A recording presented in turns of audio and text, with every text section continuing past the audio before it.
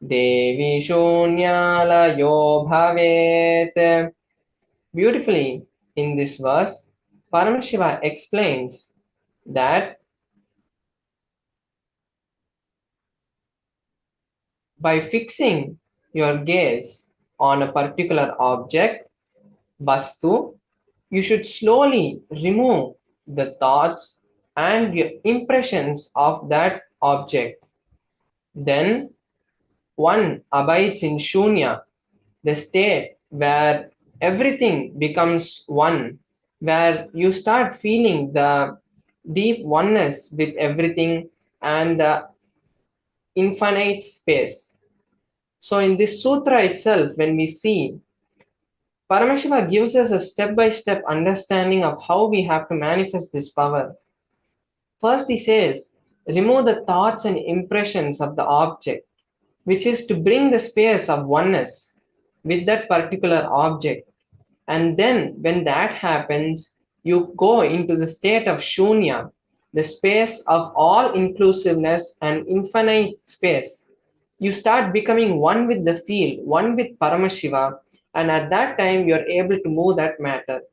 Basically, when we move any part of our body, we feel that that part is part of us. Our hands, our legs, or any other organ that we move, everything, we feel that it is part of us and I can control it. Because of that strong belief that we have, we are able to manifest that movement in our body. So the same way, when we have our atma, when we have an object, when we start feeling oneness with that particular object, we can we will be able to move that object because we became that object. Like how our hands are us, like that the object also becomes us. So this is the science of moving this is the science of manifesting the power of consciousness over matter. And now I will be manifesting the power of consciousness over matter. So I have my atmalinga, um, and I will be manifesting the power of consciousness over matter on this Atmalinga. And Paramashiva, the Supreme Pontiff of Hinduism, recently initiated all of us into the power of making the Atmalinga stand. So we'll be placing our hand like this in a flat way, and then by connecting with Paramashiva, we'll be making the Atmalinga to stand without balancing it or without touching it.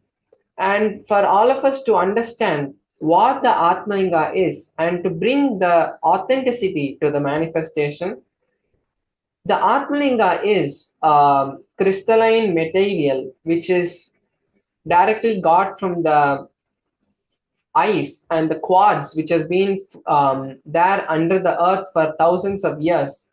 So that's the way the Spatika is created, and the Atmalingas are created from that. Then, when we carve the Atmalinga and it is initiated by the Supreme Pontiff of Hinduism and energized and given to all of us. So that is the Atmalinga. And also, if we see that the Atmalinga is not tied to any strings, and my hand also does not have any kind of magnetic things or anything. I'm just going to place my hand on a flat surface, and the Atmalinga will stand automatically. And at this point, I would like to invite all the viewers who are watching us right now to take this beautiful opportunity to also manifest this power with me. Because when I manifest this power, I will be creating the intense space of Shaktipada, which will allow all of us to manifest the power. We will all be able to connect to that entanglement space where Paramashiva has blessed all of us that when we manifest powers, we will be able to create that intense space. So now, if we have any objects with us or we have any desire with us that we want to manifest, we can take this opportunity now to bring those objects or write those intentions down on a piece of paper. And also, all of us who want to manifest the Mahaparamashivoham can also take this time to create your reality, because when we manifest powers, that's the best time we can create any reality. So as you can all see now, I'm placed my hand on the on a flat surface, and there's just a cushion under my hands so that the Atmalinga does not fall. Because when the Atmalinga stands and once the power manifestation is over, the Atmalinga falls. So that is why the cushion is there. Now I'll be intensely chanting the Mahavakya and connecting with Paramashiva. And at that time, all of us also, all the viewers watching us now live, can also chant the Mahavakya and see, visualize your reality happening. Visualize yourself in that place where you have manifested the power or manifested the reality of whatever you want. So now I'll be chanting the Mahavakya and all of us can chant with me. Om Nithyananda Paramashivoham. Om Nithyananda Paramashivoham.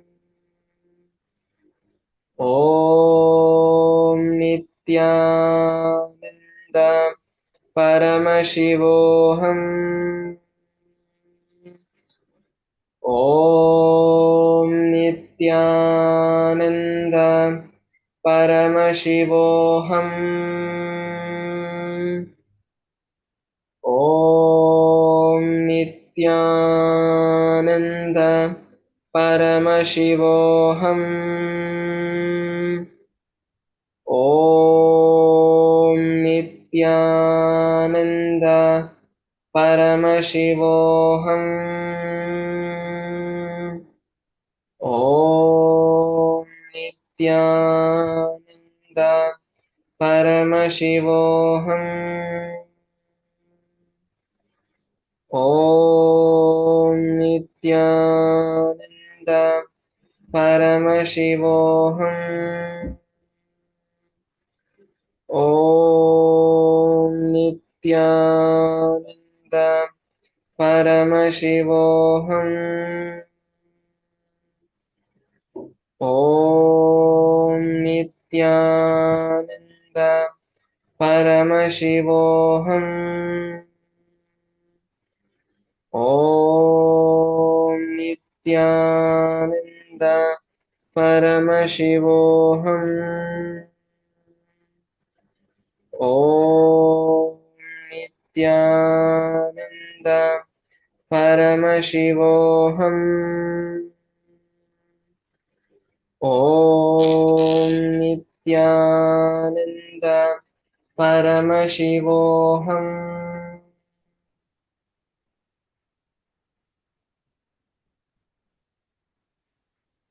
Yes, now all of us have seen the beautiful manifestation of the power. So everyone who wanted any of your realities to be manifested, or you wanted to manifest anything for your life or for someone else, take this time now to post it in the live comment. If you manifested or anything that you want to share, you can post it in the live comments, saying gratitude to Paramashiva for manifesting my reality. Because when we create that strong sankalpa to manifest our reality, which has already happened, when we feel that the manifestation has already happened, when we feel that the reality is already happened, we will be automatically the manifestation will be happening.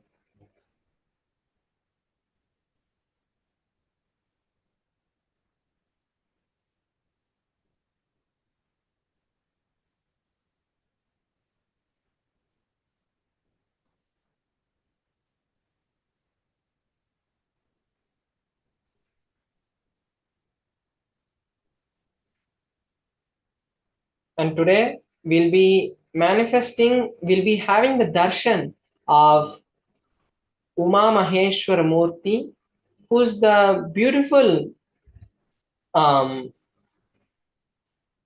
manifestation of Paramashivam, and now we'll be experiencing this. We'll be experiencing a small satsang from the Supreme Pontiff of Hinduism, who will be explaining about Kalyana Murthi, and we'll be seeing the satsang after a short break. Thank you, Nithyananda.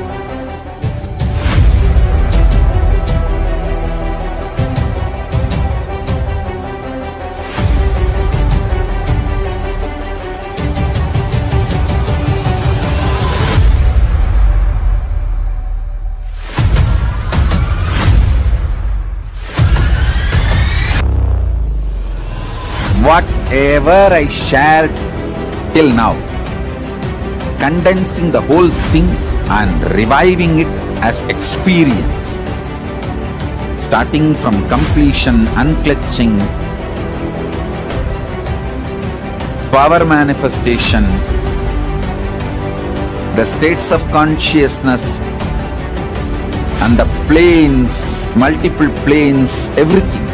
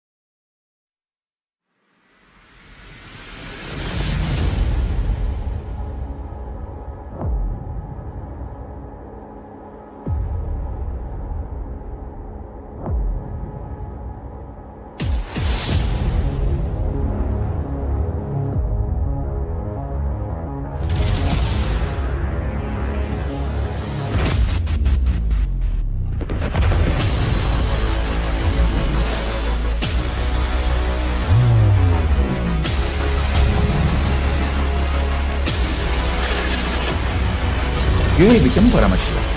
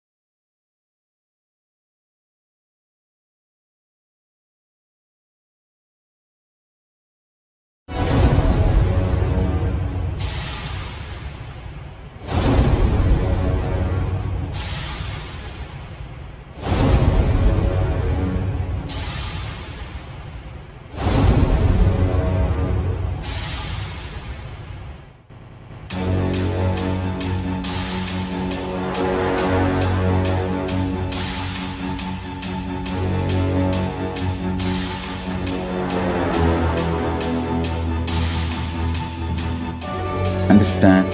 Literally last 39 years from the age of 5, whatever Paramashiva manifested through teaching, speaking, writing, every way, condensing the whole thing and presenting it to you all as experientially in these 21 days through this Jnana Charya, Jnana Kriya, Jnana Yoga, Jnana is Mahaparamashivoham. Lifestyle for just Paramashiva. Rituals to be just Paramashiva. Yoga for just being Paramashiva. Jnana just Paramashiva. This Mahaparamashivoham is like Nithyananda, everyone. We welcome you all back for this next session of the Kalyana Sundhara Murthi Bhava Samadhi Darshan. We're going to be now listening from the supreme part of Hinduism, from Swamiji, a beautiful satsang, a series of satsangs on relationships. How we create incompletions with our relationships, the fundamental problem, and how we can complete these relationships as well and come out of all the incompletions, all the sufferings, all the problems and misfortunes being created in our life because of the incompletions in our relationships. We will now be watching this satsang from the Supreme Pontiff of Hinduism.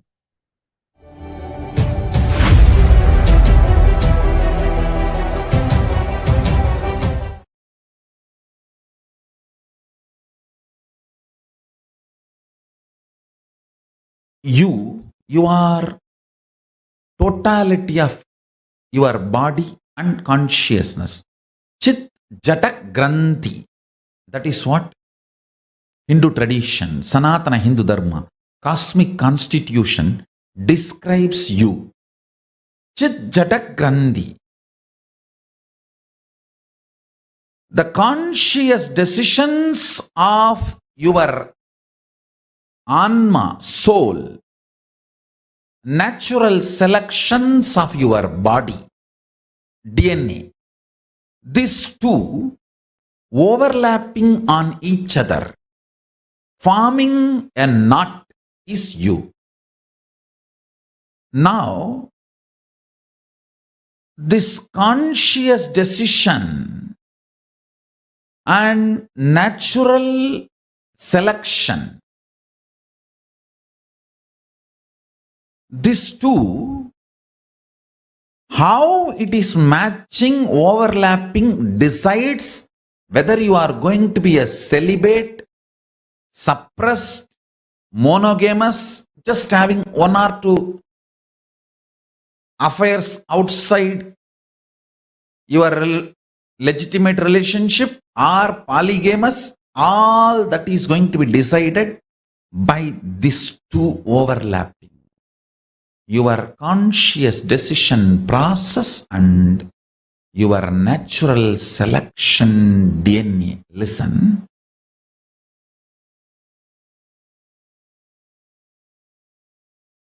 Just because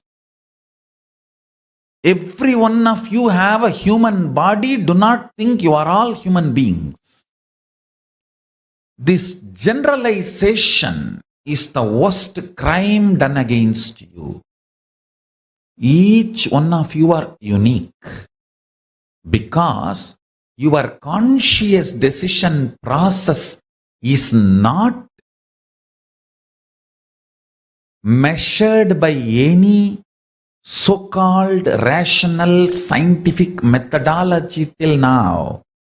Only the natural selection, DNA evolution, natural selection is studied. Only that part is studied and understood. Understand? Just because the science has not yet evolved to study something, You trying to deny that is a mediocre mentality. If you have taken the body from animal to human being first time, now only you have done the natural selection process and jumped into the human body.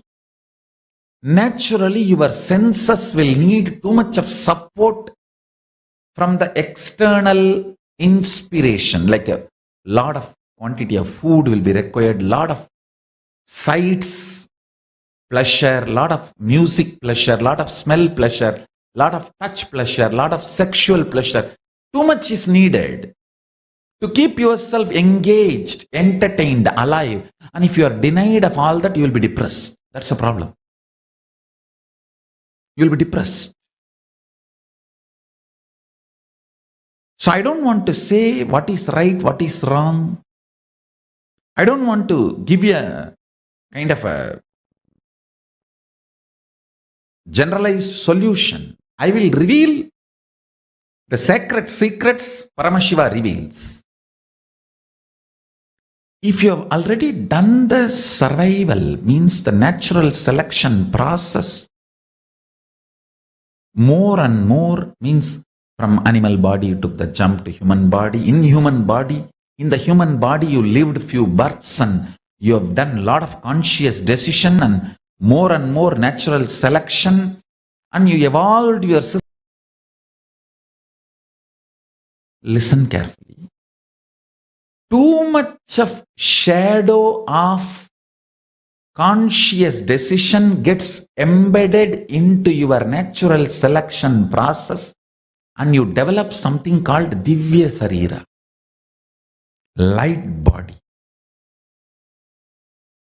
which reduces your sensual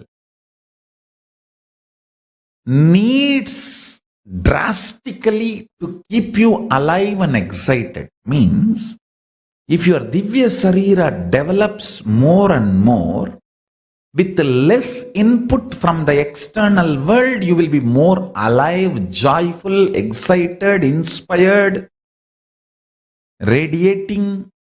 You may not need sense pleasures to keep you alive and active.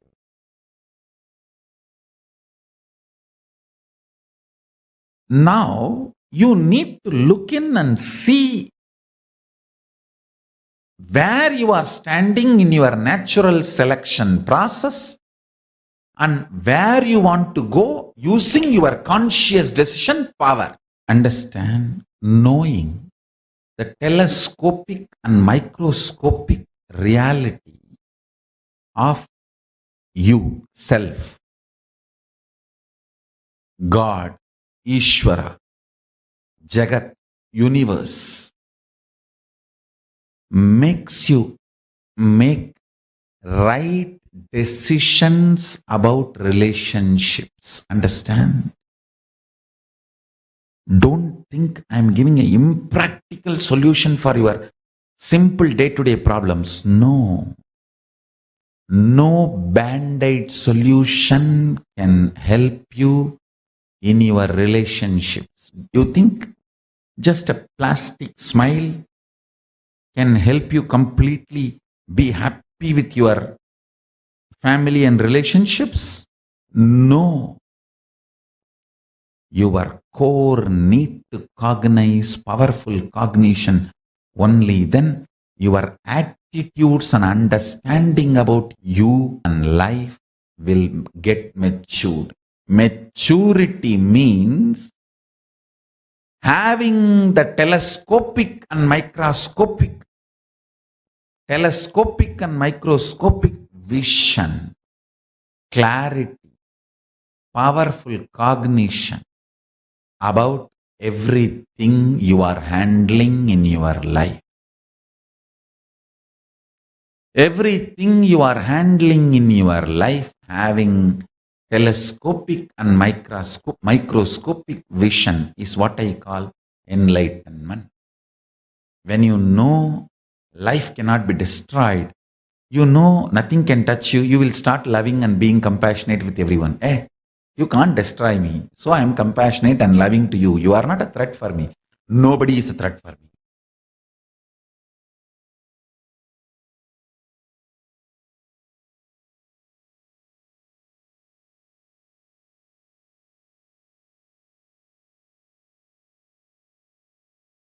Nobody is a threat for you. From that powerful cognition, when you love, that's a real love. Understand whether love or life or laughter or dance, everything has to be from powerful cognition.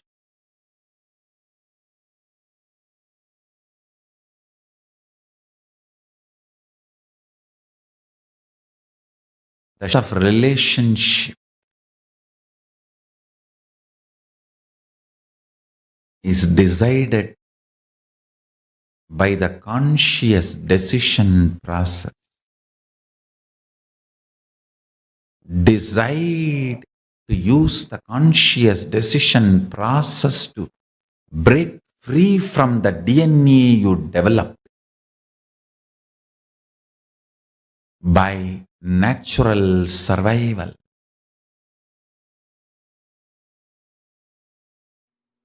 From the space you are Paramashiva, even if you eat, that food will become one with you and you will become one with that food. You will bless the food and the food will bless you. You will do good to the food and food will do good to you. It will all be amazing, auspicious relationship. I am giving the example of food, whether food or any sense, listening, smelling, seeing, touching, including sexual relationship. If you operate from the space you are Paramashiva, if you operate from the space you are Paramashiva, including sexual relationship, all will be auspicious, lead to more and more oneness. This beautiful Ardhanarishwara will be your experiential reality. Ardhanarishwara is the pure manifestation of the cosmic union, Paramashiva and Paramashiva Shakti. Listen. From the space you are Paramashiva, when you operate, you are literally living God. Not God-man, living God. Understand?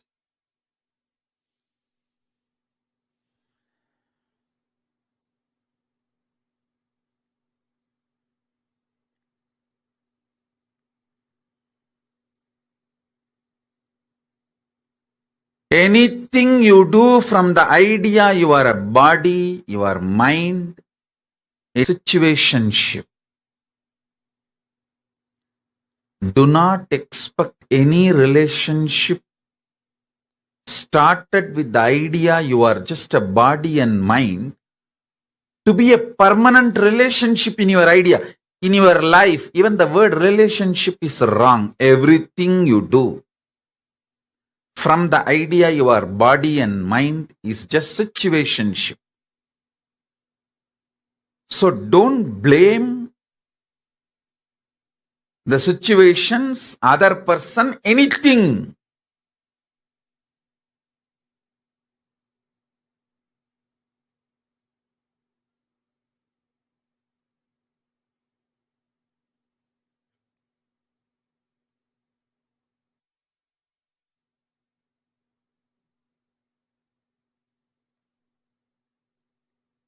You are trying to get milk, cow milk from chicken, from hen. No, it is not possible. Don't expect the fulfillment of a relationship from situationship.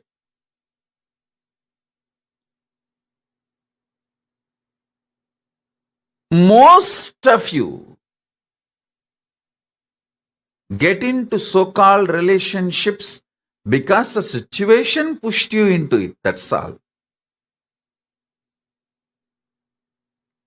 Even if it was your willful decision, the will you carry is operated. It functioned, it manifested from the idea, your body and mind. See, you operate from the idea of body and mind, but you expect something which can come only from consciousness. Fulfillment, completion, peace, all this can come only from consciousness. Something which can come only from consciousness, how do you expect it from the operations you did from the idea your body and mind?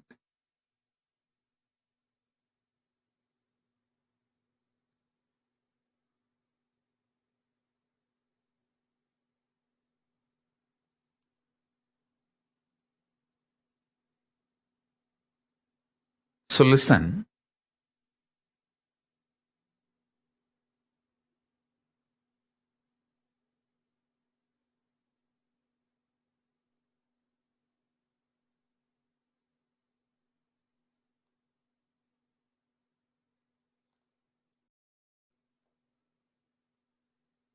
Contemplate and meditate intensely. See how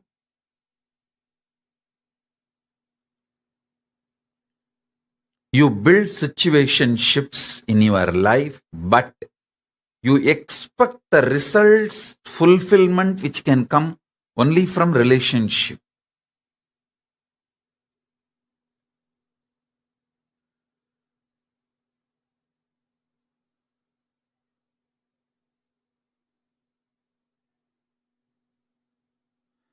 Paramashiva's message directly from Maha Kailasa.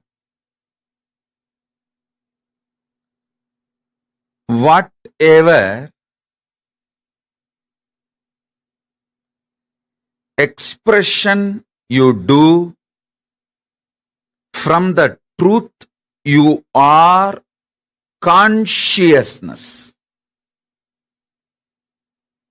sparkle of Paramashiva.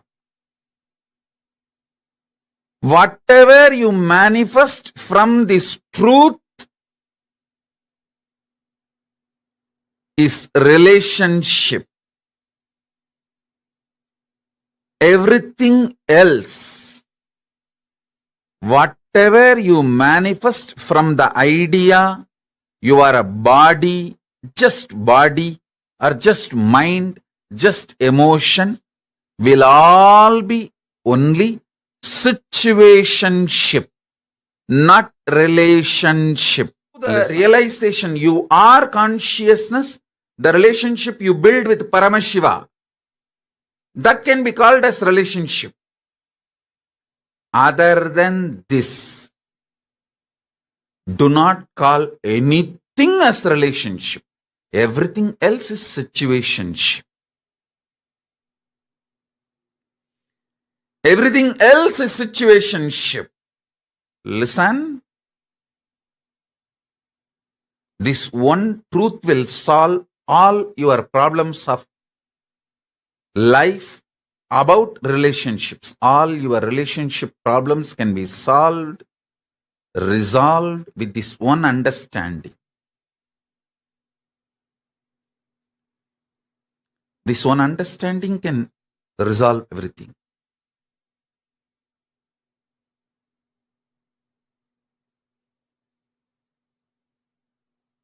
Other than your conscious relationship with yourself, your conscious relationship with Paramashiva, everything else is situationship.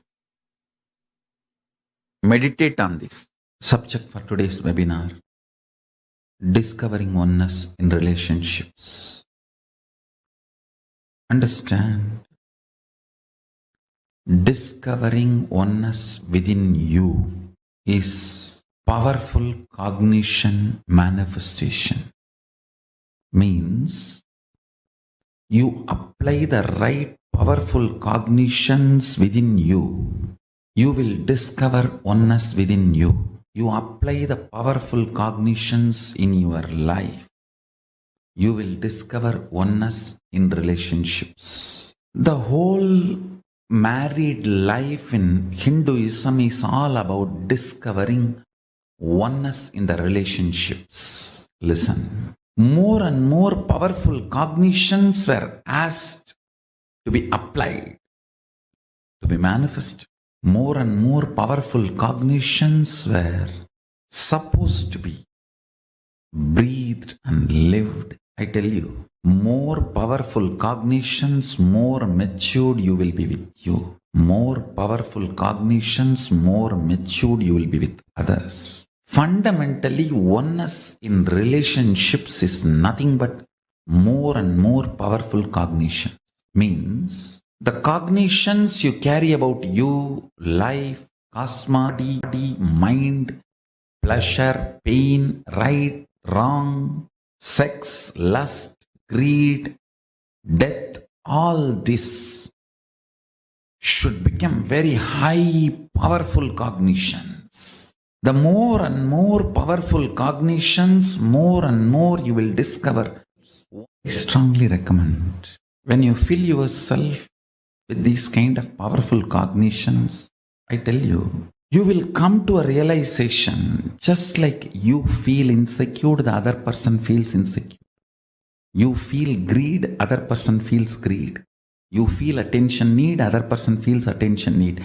You will realize the oneness between you and the other person. You will have such overflowing love and compassion when you realize your oneness with the other person. You will just be ready to heal the other person's insecurity, fear. You will have so much of your inner space, I tell you. Your inner space will become so vast. You will be able to just hug that person. I am not saying, please listen, I am not saying all your conflicts will immediately be destroyed. You will come to an understanding. No. First thing will happen, both of you know you reflect each other. Then suddenly you will see that maturity both of you feel, experience. Conflicts will evaporate. Not that you sit and sort out one by one, no. Conflicts will just evaporate. Understand, whenever you know the other person is you and your reflection, you know how the other person is going to respond every moment, and you know how you should be acting and reacting. I tell you, knowing the other person is your reflection is power. It's not just a spiritual strength. It is a real power in the world. You just know how the other person is going to behave. You just know how to deal with him. Because you know he is going to reflect you. You just need to see which part of you he is going to reflect. And you know how to handle that part. And you handle that part in that person over. How you handle your greed, same formula applies to handle his greed. How you handle your fear, same formula applies to handle his fear. How you handle your inspiration, same formula applies to handle his inspiration.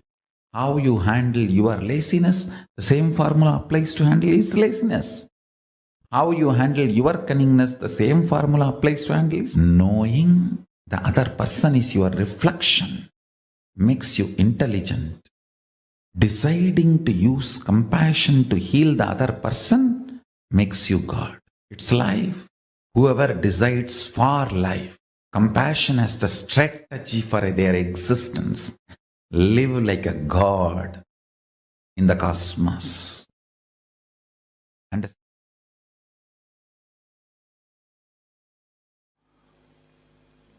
I'll expand on how the integrity and authenticity expands your relationships and enriches you to have the fulfillment. Dhyan se suniye, first I wanted to make these three statements. One, relationship does not mean only the few human beings who live around you.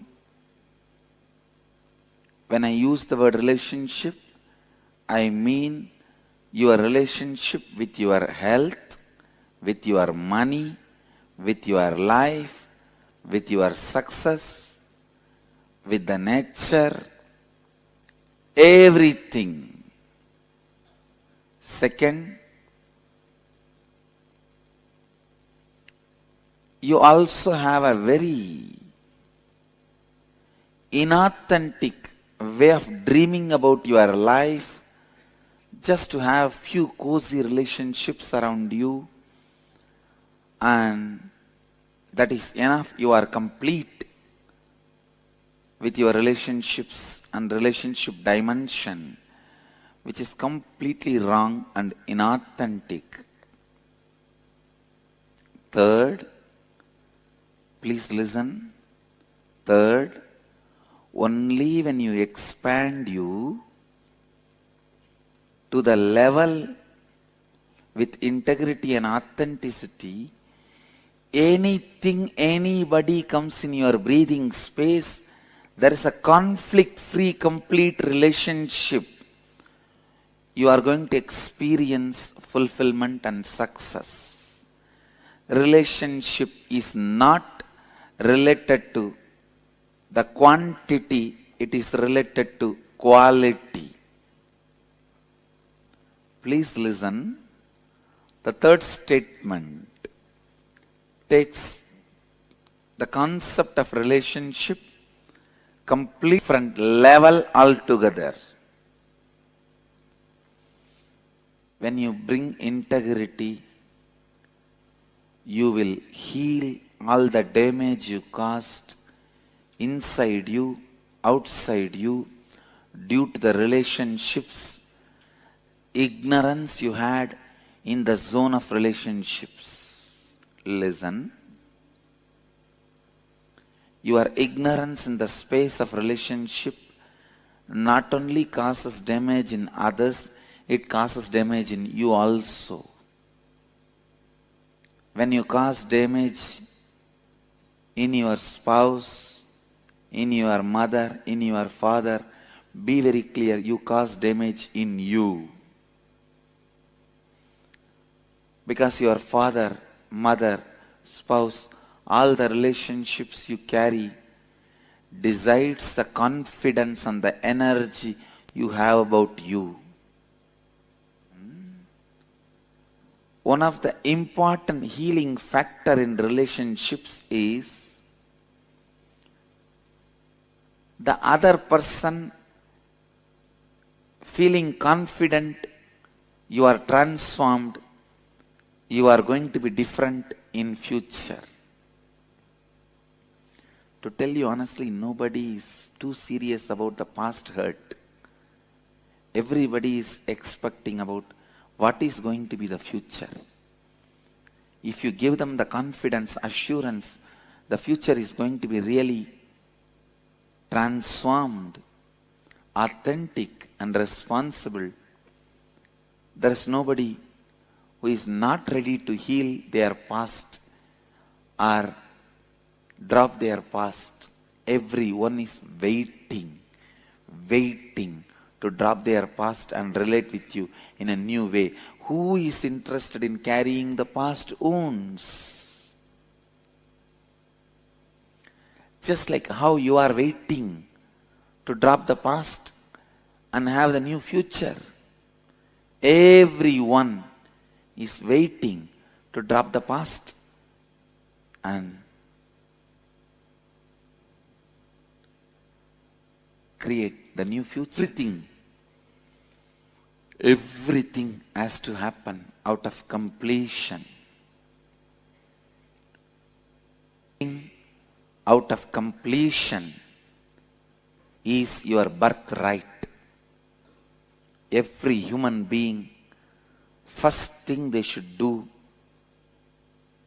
when you start living your life is find the root thought patterns, suffering patterns, which is causing you suffering, and complete. That completion gives you the courage to relate with human beings with integrity and authenticity. People are afraid to relate with other human beings. Even when you go to meet your friends, all the statements you have to tell him. Why can't you be spontaneous? Even to meet with your friend, why do you need so much of preparation? Why do you need so much of inauthentic strategy planning? Why do you need so much of lack of integrity verbal preparation? It is so unfortunate. The trust level between the friends is dropped because the trust between you and you is stopped. You are afraid. Even with you, you don't sit spontaneously. Even with you, you rehearse and talk. That is why you can't talk spontaneously with others. Take the responsibility for love. That is where relationship starts. Do not say to anybody, I love you, unless you are ready to take the responsibility to fulfill their expectations about you without bothering whether they are ready to fulfill your expectations or not. When they are also fulfilling your expectation, you are also fulfilling their expectation. It is called business partnership. It is partnership in the business called life. Don't call it as love. Sometimes, not only you have partners in the business, even in the life you have partners.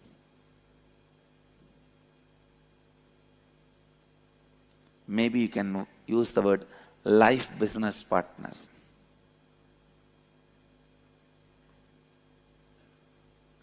But life happens to you, brings you excitement when you go on fulfilling others' expectations.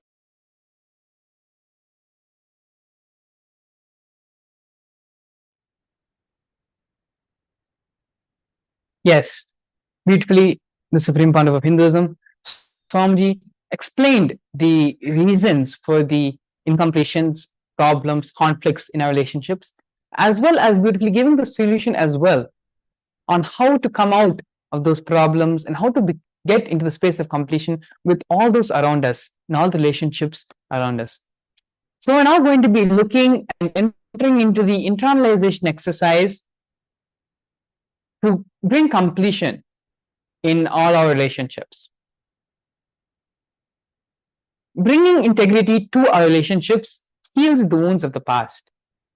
When you bring integrity, all the damage you caused inside you and outside you due to the relationships, your ignorance in the space of relationships not only causes damage in others, but it also causes damages in yourself as well. When you cause damage in your spouse, in your mother, in your father, you cause damage in you because your father, your mother, your spouse, all these relationships you carry decides the confidence and the energy you have about yourself. Now, decide consciously to bring integrity in your relationships.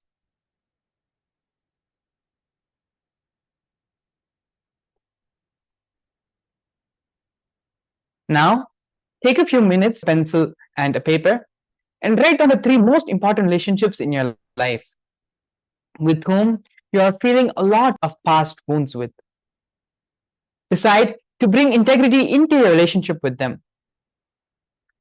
Look into your life and list down all the words, all the promises, all the commitments you gave to them, which you did not honor and fulfill, or withdraw, and therefore did not restore integrity. For example, you gave a word to your spouse that you will help her get a new job, but you do not do so. Bringing integrity into our relationships is the fundamental step, the first step through which the completion starts happening in all your relationships. So this starts by completing all the incomplete words, all the incomplete commitments, promises you made to them. Completing those wounds, completing those promises, those commitments is the first step in healing our relationship with our parents or spouse or whoever you are having incompletion towards.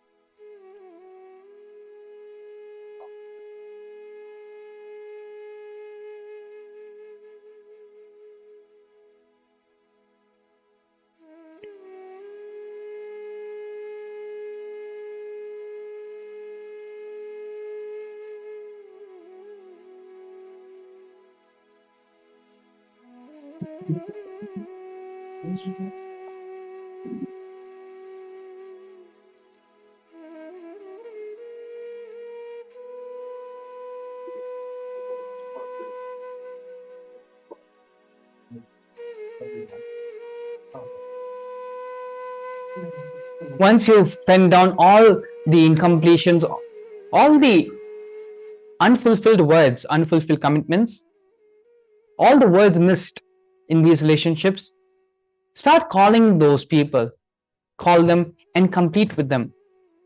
Either redeclare the commitment or withdraw the commitment. This is the most important step. Now that you have identified all the incompletions and all the words which have not been fulfilled, after identifying them, the next step is to call them and complete with them, either by redeclaring the commitment to them or withdrawing them. This is a very important step because most of the problems we are facing in our life is due to the miscommunication in our relationships. Only through communication does the relationship start healing.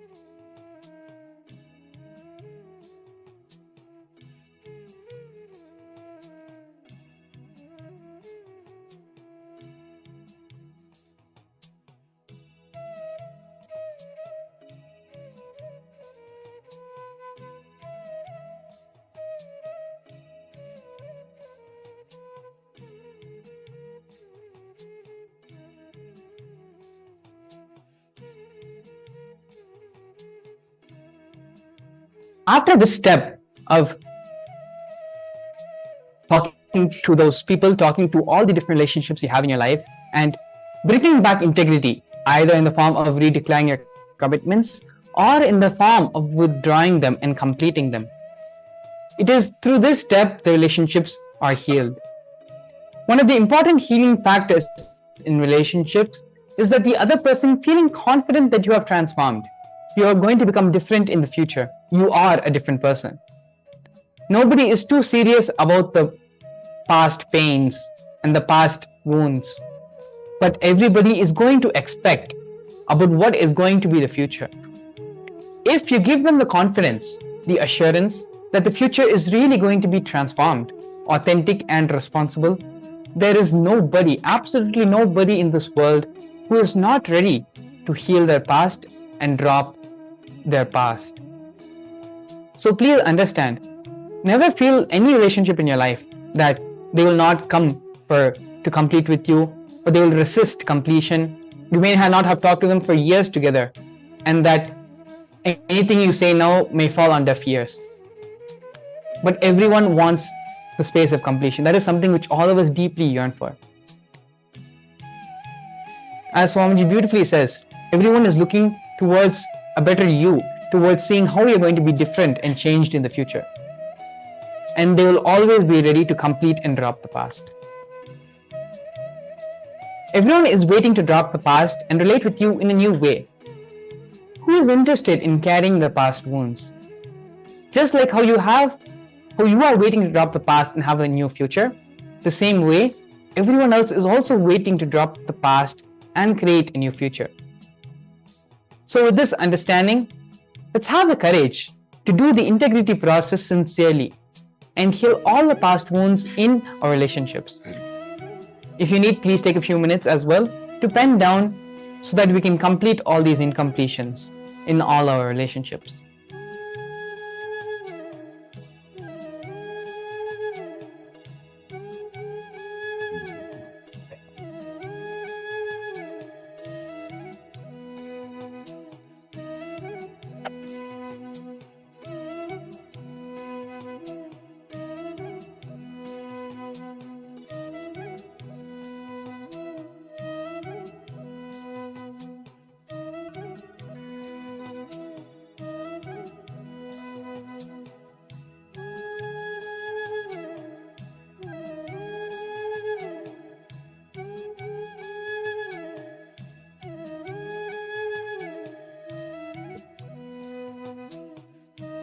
Take the 3 most important relationships in your life with whom you are feeling a lot of past wounds. Decide to bring integrity into your relationship with them. Look into your life and list down all the words, all the promises, all the commitments you gave to them which you did not honor or fulfill, or withdraw, and thereby did not restore integrity.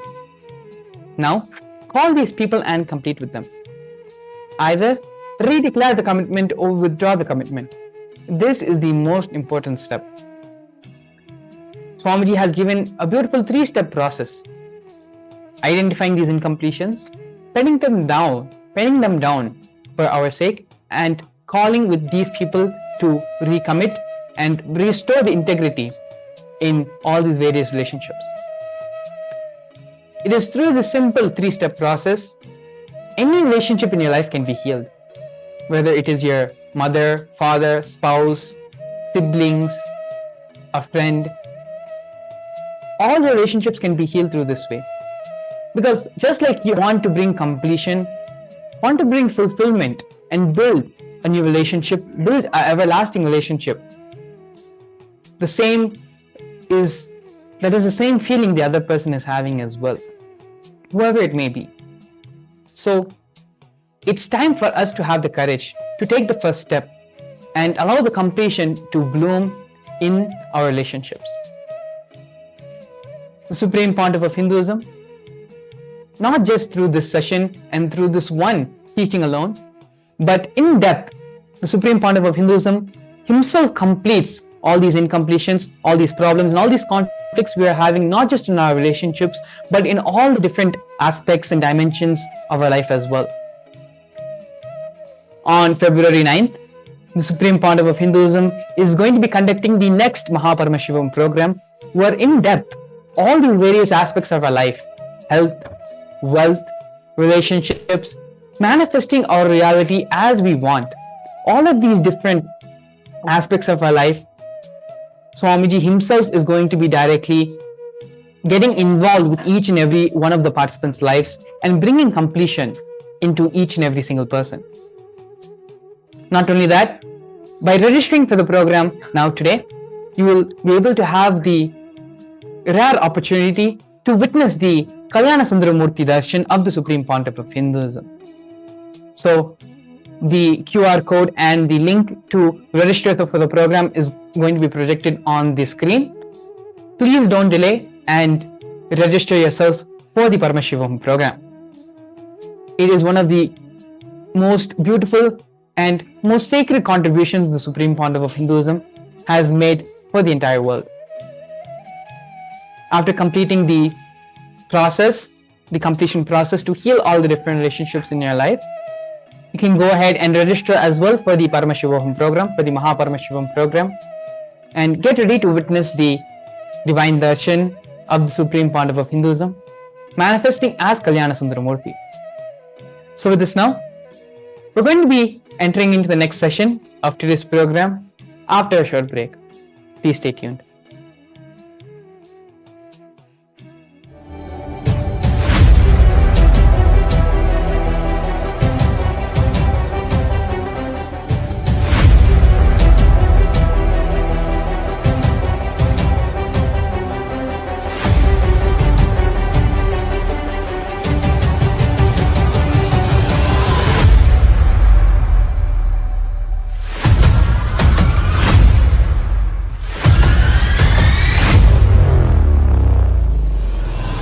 Whatever I shared till now, condensing the whole thing and reviving it as experience, starting from completion, unclutching, power manifestation, the states of consciousness and the planes, multiple planes, everything.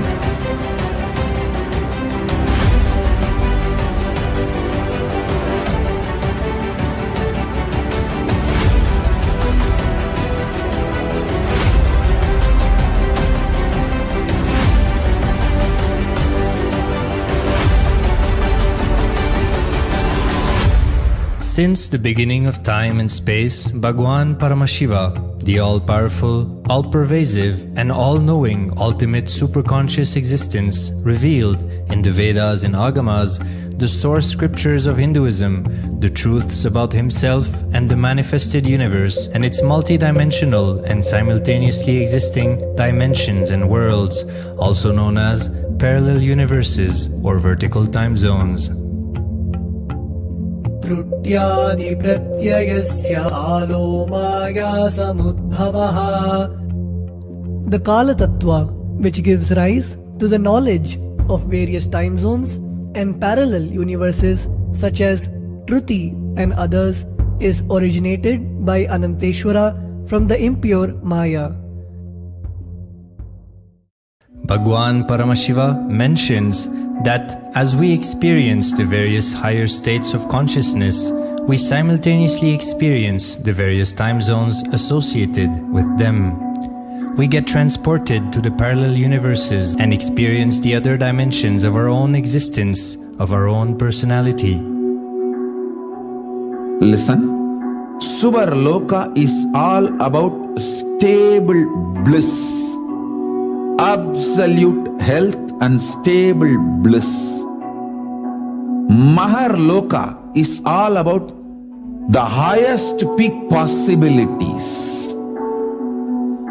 Jana Loka is the place where you can exist in multiple bodies at a time. You experience oneness as the super reality.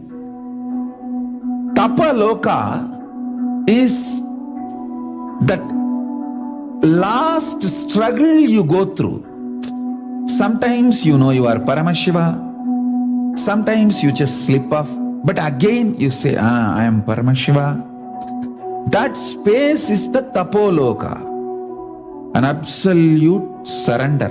Whether I am remembering, I am manifesting Paramashivatva, or I am deluded, I surrender both to Paramashiva.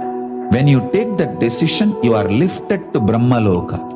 You move to the Brahmaloka. The deep surrender lifts you to Brahmaloka.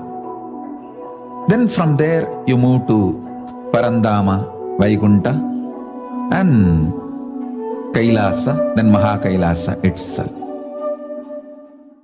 The key to unlock these parallel universes is hidden in the spine of the human body. Human beings, only human beings on this planet Earth are empowered, hardwired, capable of migrating to parallel universe. Understand? Your spine is not only hardwired, capable of fuel, charged to lift you off to different parallel universes. सुकृतान् मानवो भूत्वा ज्ञानी चेन्मोक्षमाप्नुयात् चतुरशीतलक्षेषु शरीरेषु शरीरिणां न मानुष्यं विना यत्र तत्त्वहानन्तु लभ्यते. Of the 8.4 million bodily forms, the human body is the most important, for it is this form in which one gets knowledge of the essence. This knowledge of essence form other than human. The possibility you have need to be told to you. Understand? Even though animals have spine, because the majority of the time they spend horizontally, the spine is not capable of getting fuel with a subtle fuel called ojas. The ojas need to be filled in your spine and the kundalini need to be ignited for you to reach parallel universe and different vertical time zone spaces. When our state of consciousness is raised, we start experiencing these higher lokas, allowing the various possibilities and powers available in these universes to start expressing in our own human body. Recently, scientists have discovered that the human body, particularly in the brain, naturally produces light in the form of biophotons, and that when our state of consciousness is lifted, the brain moves from producing a normal 20 photons of light per centimeter square per second to more than 100,000 photons of light per second. That shows us that as we start to experience higher and higher states of consciousness, we start to produce huge amount of light, which is directly and translatable to the amount of possibilities and powers that start to manifest on this plane, as well as the freedom from pains and sufferings experienced by beings in lower states of consciousness. These higher lokas gives you various possibilities, powers. For example, visualize you going to a different country where the electronic gadgets are easily, freely available. So naturally, everything you can gain through the electronic gadgets will be available to you freely.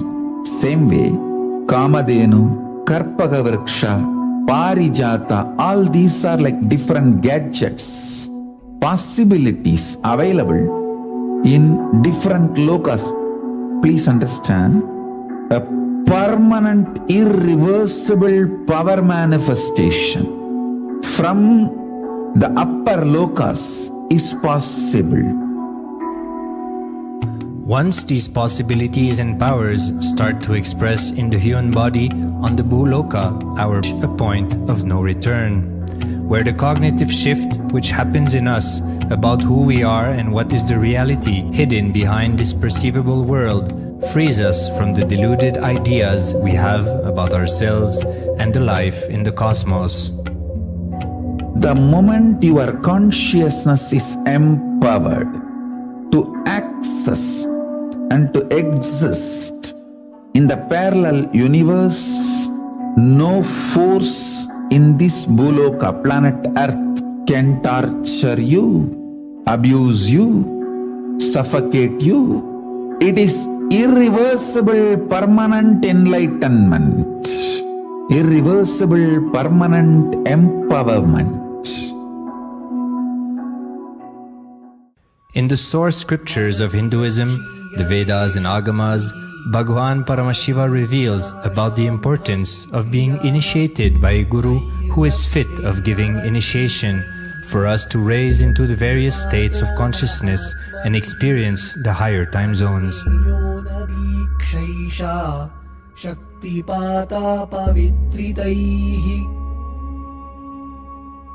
The potency of Anavamala, which veils the innate and essential nature of the soul, is set into the decaying phase by this specific activity. Such specific activity is characteristically called Diksha. The intimate communion between the Blessed One and the Blessing One is very rare and difficult to occur.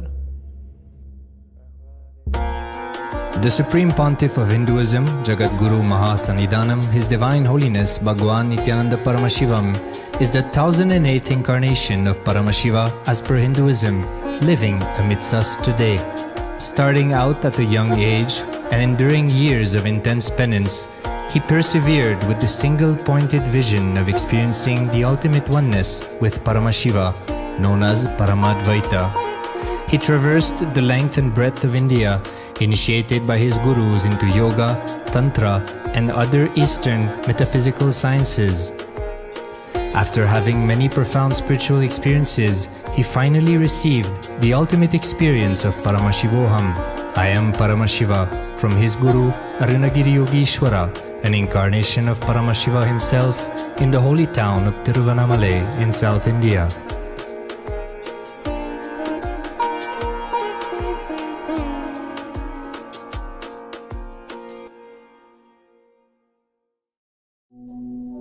The brain is the body's most complex organ, containing more than 100 billion neurons, each of them in chemical and electrical conversation with up to 10,000 other neurons. Its sheer capacity to process the various happenings of life is astonishing.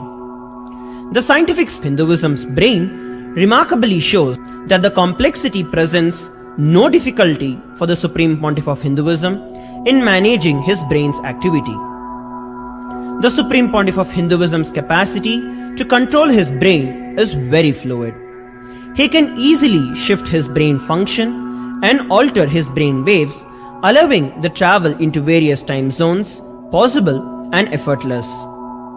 The results from the scientific studies conducted on the Supreme Pontiff of Hinduism showed that the human body and brain is able to choose to alter the body and to travel to other dimensions at will. The possibility for the healing capabilities as well as the higher states of consciousness is an event of I will reach you wherever you are, whichever corner of the world you may be. I will reach you with enlightenment.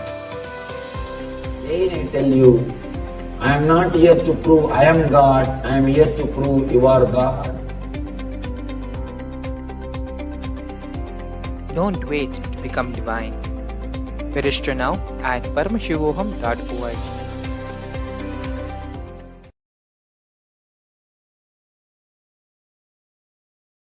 A more world leads to a brighter future. An enlightened humanity leads to a better world. During the Paramashivam program, we help people to discover their superhuman possibilities and help them to find and achieve the true purpose of their birth by giving them the techniques, practices, and methodologies from the Vedagamas, the original source scriptures of Hinduism. The Supreme Pontiff of Hinduism is reviving the ancient original Vedas and Agamas in all its glory, in a user-friendly way for the modern mind. The Supreme Pontiff of Hinduism is transforming human beings into divine beings, reviving, initiating, and replicating the 463 powers from the Agamas revealed by Paramashiva. The Supreme Pontiff of Hinduism is not just giving solutions for every problem man faces, but is making them irrelevant to their lives by transforming human beings into divine beings. Listen. Any argument presented by your mind, body, your present reality to establish you are not Paramashiva. You are not omniscient, omnipotent, omnipresent. anything presented to prove you are not Paramashiva is illegitimate. Decide this. This is super determinism. Understand? Anything you declare as illegitimate will lose power over you, will die in few days. पदं केवलं ज्ञानमूर्तं द्वन्द्वातीतं गगनसदृशं तत्त्वमस्याधिलक्ष्यम् एकं नित्यं विमलमचलं सर्वदी साक्षिभूतं भावातीतं त्रिगुणरहितं सद्गुरुं तं Namami.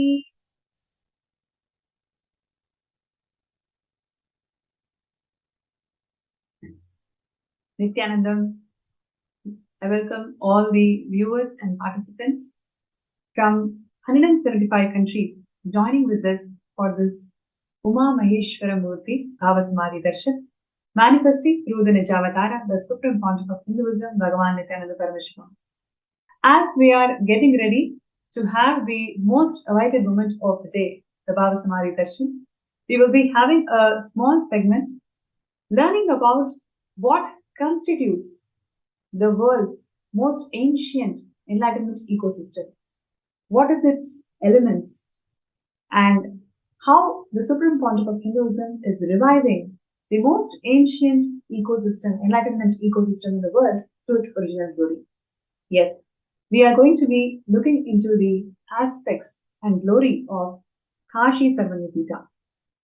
Just to utter the word Kashi Sarvanyapita, it just gives that essence and feeling of liberation, because the very kshetra, as Swamiji beautifully shared, it is an avimukta kshetra, never forsaken. In times today, where for every conversation that we have with another person, with every moment-to-moment arguments that we have in the workplace or relationships or whatever we are doing, we always give up so soon. We give up on us, we give up on others. The Kashi Sarvanyapita, the avimukta kshetra, never forsaken. No matter how many ever janmas you had given up on attaining the final path of living enlightenment, it is Kashi, where Vishwanatha himself, Paramashiva himself, has graced the entire humanity to be liberated. The never forsaken Kshetra. No matter how many janmas you have taken, how many times, how many parents you have done to be in this path of living enlightenment, it is Kashi Sarvanyapita, the avimukta Kshetra, that is going to liberate one and all with the grace of Paramashiva. And this is the most ancient living enlightenment ecosystem that created by Paramashiva himself, and it is governed, it is protected and taken forward by lineage of enlightenment masters, right from Shankara, Vyasa, many other enlightened masters, and Ramakrishna, Vivekananda, Nithyananda, and now the current living incarnation of Paramashiva, the 1008th living incarnation of Paramashiva, the Supreme Pontiff of Hinduism, Bhagavan Nithyananda Paramashivam, is gracing this entire ecosystem with the principle of liberation. It has a beautiful history of how Swamiji became the Pitadishwar of Kashi Sarvanyapita. Before we move to that, I'm just going to share a glimpse of what it feels to be in Kashi, especially when Kashi is graced by Paramashiva himself. How does it really feel? Let's take a small look at the small clipping.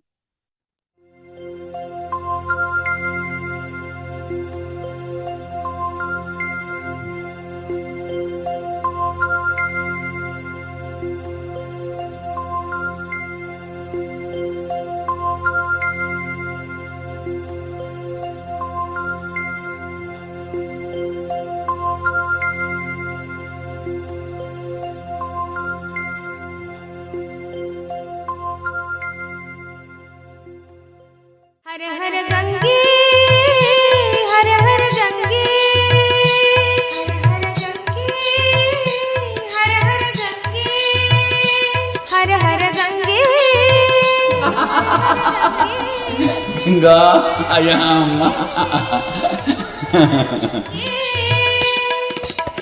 Nataraja हे नित्यानंदा हर हर हर हर गंगे हे नटराजा हे नित्यानंदा हर हर हर हर गंगे हे नटराजा हे नित्यानंदा हर हर हर हर गंगे हे नटराजा हे नित्यानंदा हर हर हर हर गंगे हर हर गंगे हर हर गंगे हर हर गंगे हर हर गंगे हर हर गंगे हर हर गंगे हर हर गंगे हर हर गंगे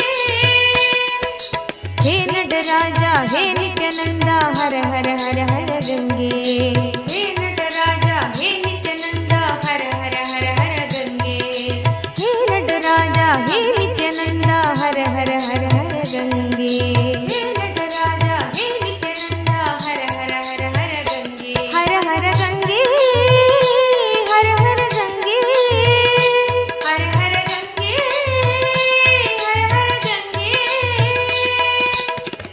नित्यपुरी जय गंगाधरा नित्यपुरी गंगाधरा नित्यश्वरा जय गंगाधरा नित्यपुरीश्वरा जय गंगाधरा हर हर हर हर गंगे हर हर हर हर गंगे हर हर हर हर गंगे हर हर हर हर गंगे शंकरा शिव शंकरा शिव शंकर शंकर नित्या शंकरा शिव शंकरा शिव शंकर शंकर नित्या शंकरा शिव शंकरा शिव शंकर शंकर नित्या शंकरा शिव शंकरा शिव शंकर शंकर नित्या शंकरा शिव शंकरा शिव शंकर शंकर नित्या शंकरा शिव शंकरा शिव शंकर शंकर नित्या शंकरा शिव शंकरा शिव शंकर शंकर नित्या शंकरा शिव शंकरा शिव शंकर शंकर नित्या हर हर गंगे हर हर गंगे हर हर गंगे हर हर गंगे हर हर गंगे हर हर गंगे हर हर गंगे हर हर गंगे हे नटराजा हे नित्यानंदा हर हर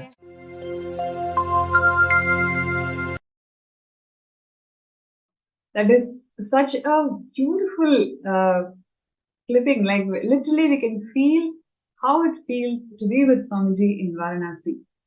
And this Kashi Sarvanipita blesses the world as Mahakala, Vishwanatha, Annapi, Jagadatri Devi, Tarakeshwara, Dakshinamurti, and many other forms. And it houses the most ancient university. In Hinduism, university is nothing but the Sarvanyapita, where all the various knowledge repositories, its streams, are all consolidated and brought together with the single aim of providing the science of living enlightenment to one and all. Kashi Sarvanipita houses the most ancient university in the world, and it is led by enlightened masters and the living incarnations, and it is the ultimate seat of learning, the repository of all the knowledge that Sanatana Hindu Dharma ever housed. This is exactly what Swamiji is reviving in Kashi Sarvanipita. It is the superior apex body of Hinduism, and all the decisions that Hindu leaders have to make to advance the science of Hinduism, everything is done from the Kashi Sarvanipita. And you may actually think about how did Swamiji became the Pidadishwar of Kashi Sarvanipita. It's a very, very mystical experience, mystical story I'm going to share with all of you.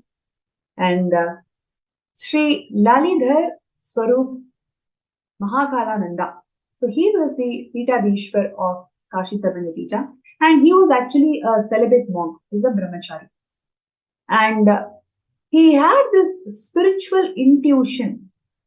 he had this intuition that this Kashi Sarvanapita will be led by incarnation of Paramashiva himself, and he will be a boy from South India.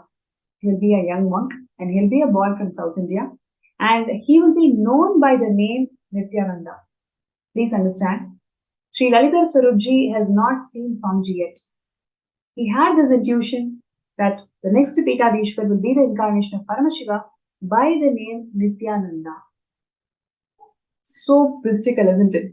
And recognizing the possibility that he may not live to see this great happening where Paramashiva himself descends to the planet Earth to revive the Kashi Sarvanapita that he has created at the very beginning. He knows that he may not live that long. So he actually writes that in his will and hands his property, his ownership of Kashi Sarvanapita to the next successor.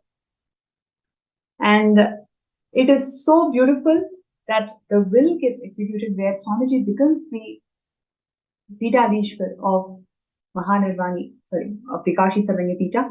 And he was so right in saying that it is Swamiji by the name Nithyananda. He actually came and revived this entire Kashi Sarvanapita to its original glory. And Swamiji had his own death experience in Manikarnika Ghat, especially in the Kashi Sarvanapita, exactly in the Manikarnika Ghat. And there's a beautiful narration of Swamiji where he says that the previous day when Swamiji visited the Vishwanatha, he could not cognize the Vishwanatha, like why so many thousands of people are coming here. It is just a small Shivalinga. Why so much of reverence? But when Swamiji was having this experience of death, when he was reborn, at that exact moment, right after the death experience in the Manikarnika Ghat, Swamiji takes the darshan of Vishwanatha, where he experiences the oneness of Vishwanatha. And he says that when I am not there, Swamiji experiences that complete oneness with Vishwanatha himself. And that is exactly what all of us are experiencing as the embodiment of Vishwanatha. Whenever Swamiji graces this Avimukta Kshetra, Varanasi, we are all feeling so liberated just looking at the images, looking at the videos when Swamiji was there in Varanasi. And today, we are going to be having wonderful sharing segment where devotees and disciples around the world are going to come here and share their experiences of Swamiji being in Varanasi and how Swamiji has revived this Kashi Sarvanapita.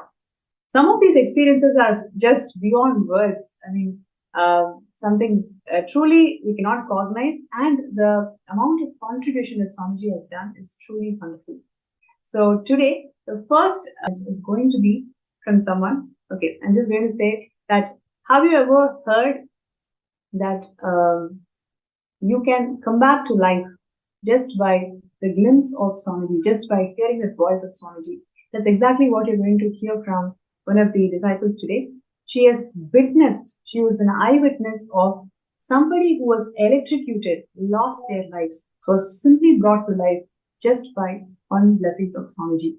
So it's something so amazing to hear, and it is my pleasure and honor to welcome Ma Uma Balaji from Karnataka to today's segment.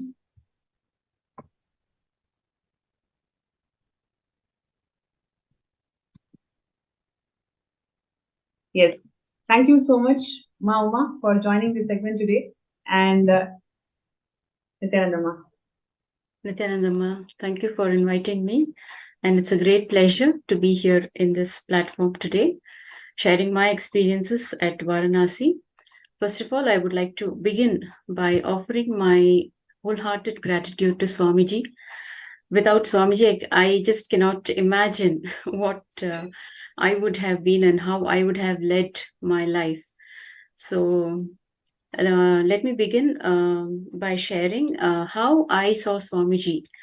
I met Swamiji in the year 2007, and since 2007 to 2014, where the IA happened at Varanasi, I only related with Swamiji as, he is Bhagavan Sri Krishna and as Mother Meenakshi. But for the first time at Varanasi, I witnessed the powerfulness of Kala Bhairava. Swamiji could be this powerful. I witnessed that part of Swamiji only when I saw him very much alive at Varanasi.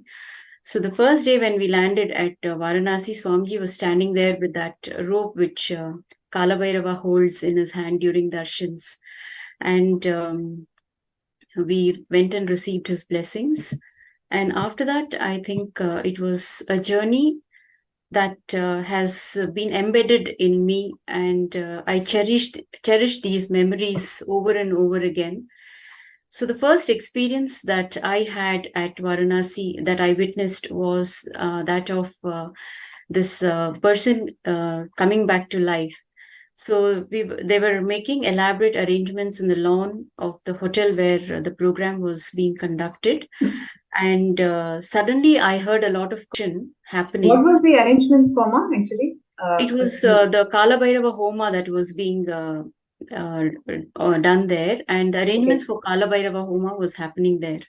Wow. And all the participants were gathered, and they were all seated, and they were trying to find their place prime. You know how it is when Swamiji is around. Everybody wants to get have the best of Swamiji.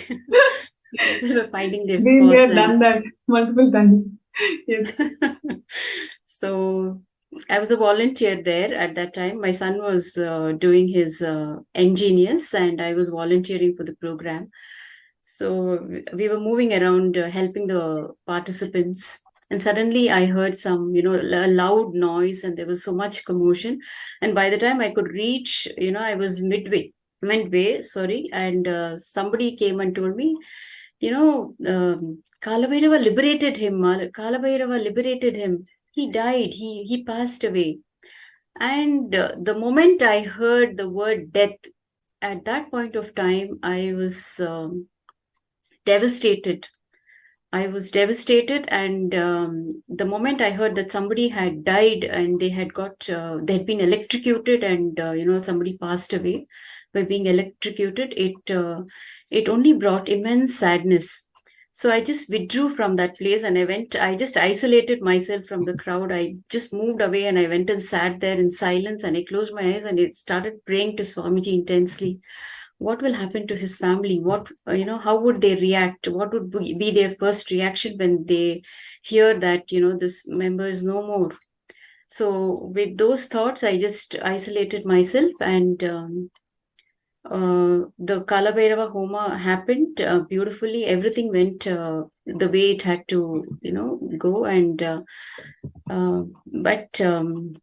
after 3 days, when we gathered back in the hall, every day we used to have session, but on the third day of this incident that happened, we had a sharing from Jnanatma Swami. And this person who was supposed to be electrocuted and passed away was very much alive there. Later, we got to know that it was the photographer, the official photographer, who got electrocuted. And then we heard from Jnanatma Swami initially about the experience that the photographer had, and she was also an eyewitness. She was very much present during the happening when the incident happened there. So according to her version, when this photographer was setting up all the lighting arrangements, he came in contact with, and the moment he touched the cable, it was a very high voltage, and he knew that he was getting electrocuted, and he just signaled the other people not to come anywhere near him. And instantly, it all happened very soon, and he just collapsed.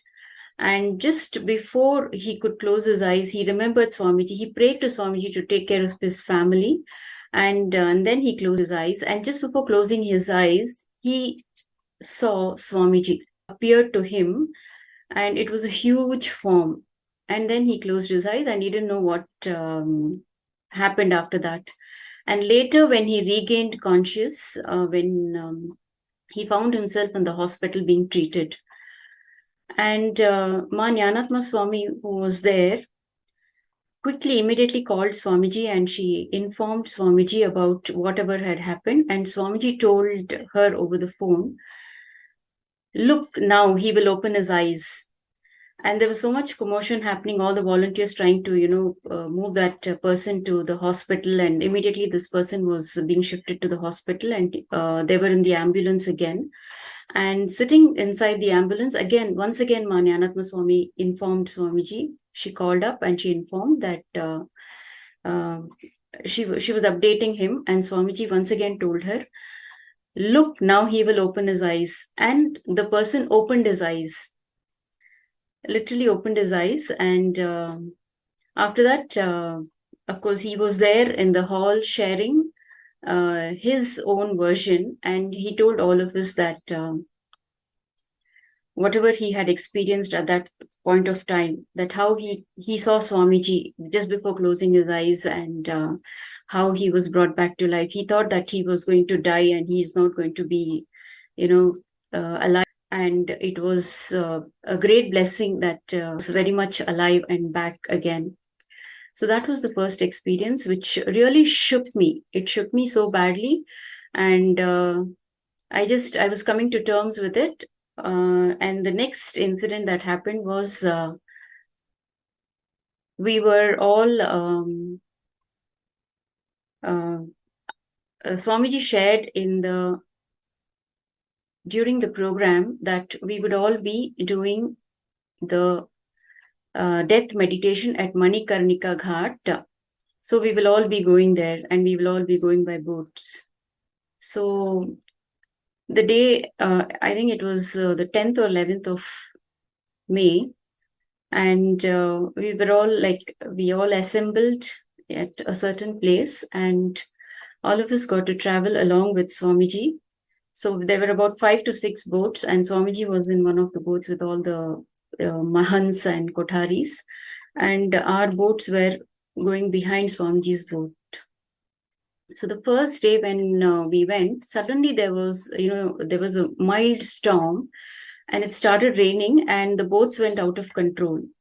So the boats went towards the other side of the bank, and Swamiji got off the boat, and he walked towards the bank. And when he stepped down, he found a skull there, and Swamiji put his foot on the skull. And later Swamiji shared that the skull was that of a seeker. And he was waiting for Swamiji to come there and liberate him. And that is why even Swamiji's boat stopped at the exact location, so that Swamiji could liberate him. That was the experience. And then we returned back, and Swamiji shared that, Kala Bhairava's presence was so powerful, and we need to align. All of us need to align. The whole group had to align. And once again, we were asked, the next day we were taken back to that same place, Manikarnika Ghat. We witnessed all the bodies being burnt, and Swamiji led us into a meditation. He asked us all to visualize our own bodies burning. So that also happened in a very beautiful manner. Before Varanasi, the word death, brought so much of fear inside me, so much of insecurity.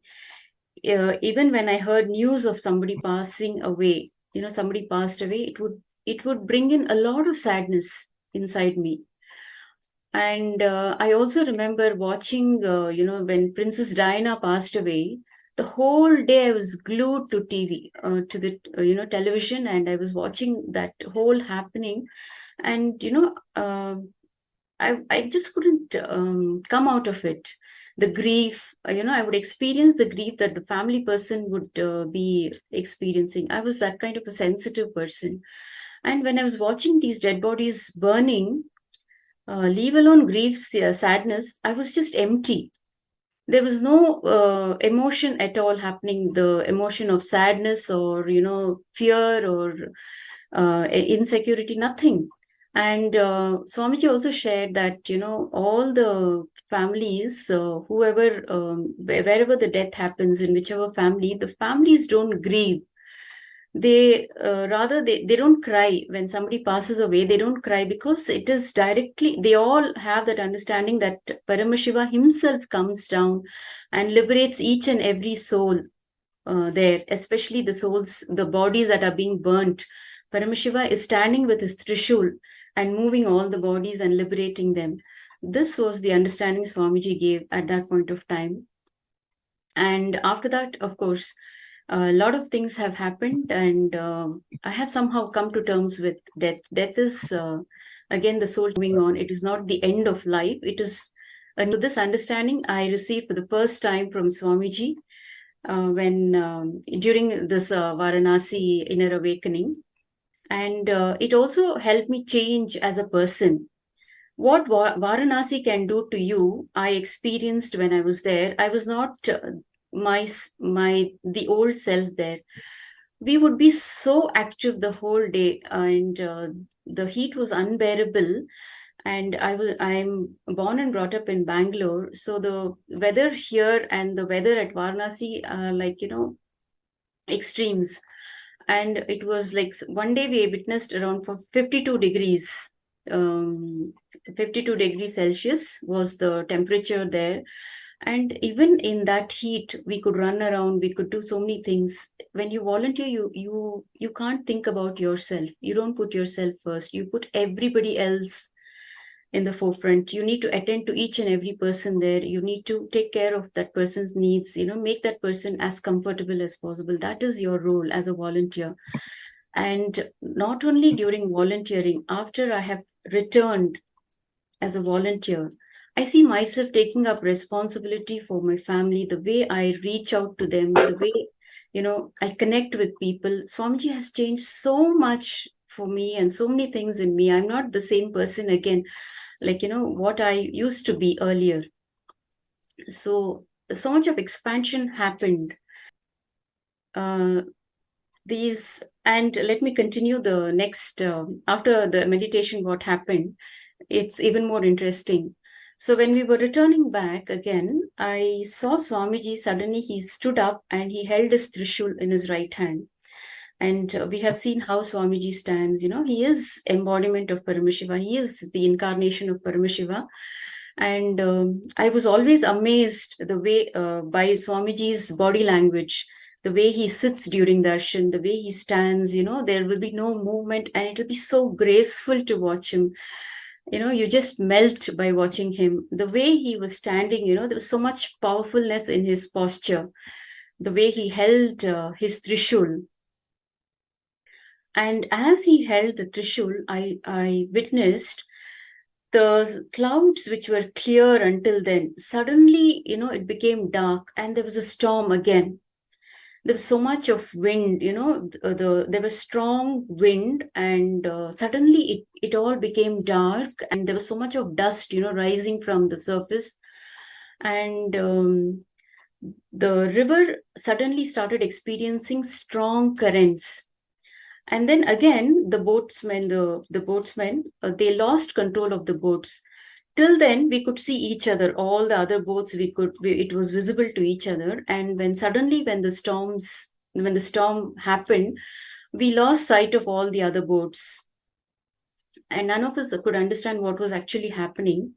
And it started raining.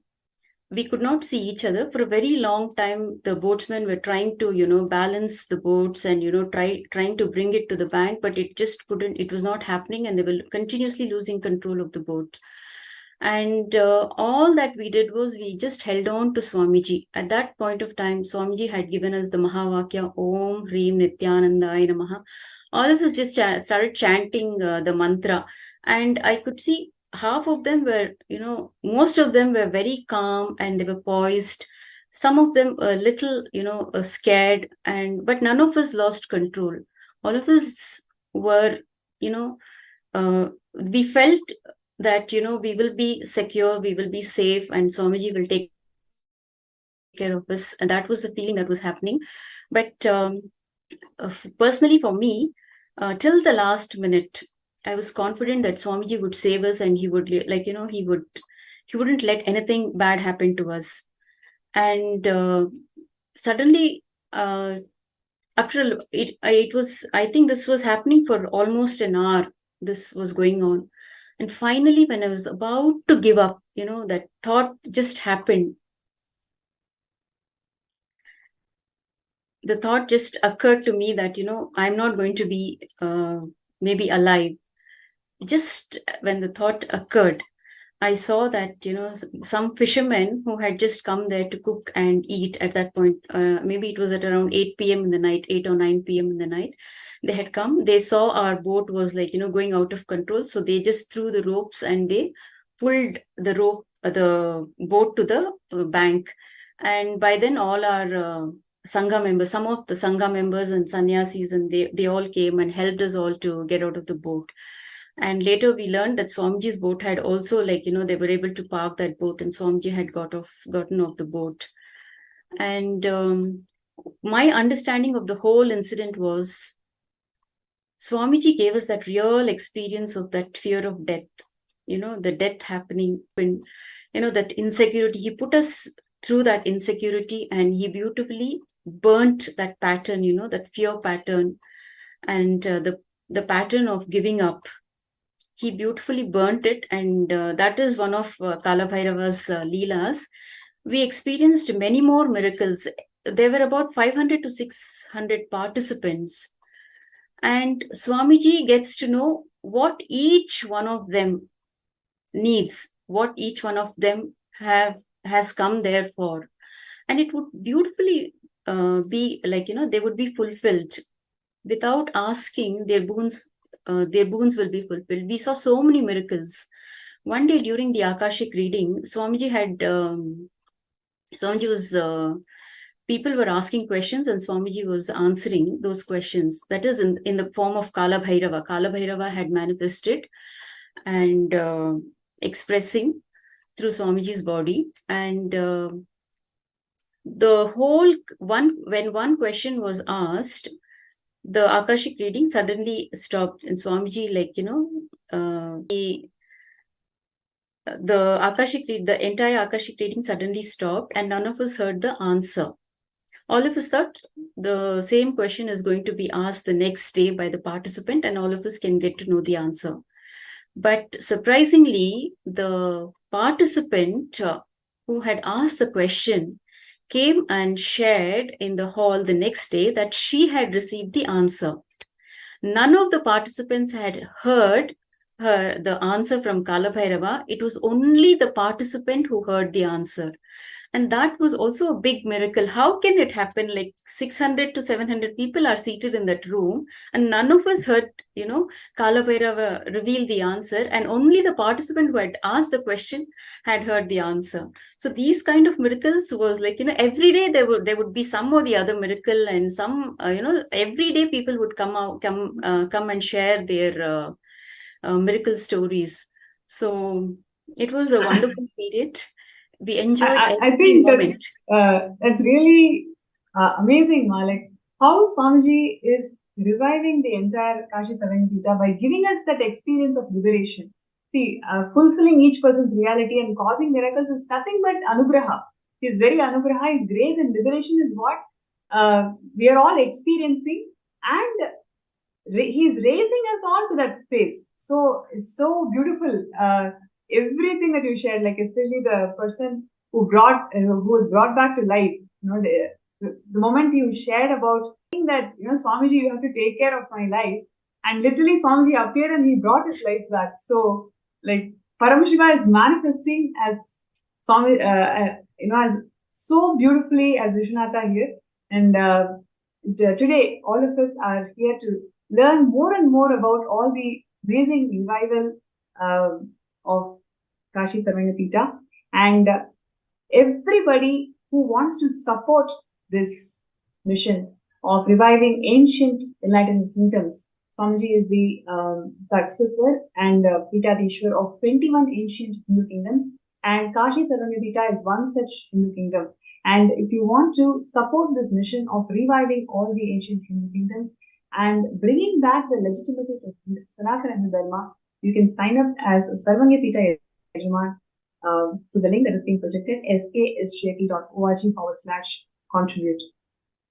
So, Ma, I would like to ask you, this whole experience of death, being in Swamiji's, being with Swamiji in Ganga, What is that powerful cognition that was ingrained in you after that experience? Because that is what all of us are looking for, right? Right now, in today's world, we are facing so many issues. We don't know what is the solution for all the problems that we face in our lives. When we get these powerful spiritual experiences, especially in the presence of incarnation, what was that powerful shift that happened within you?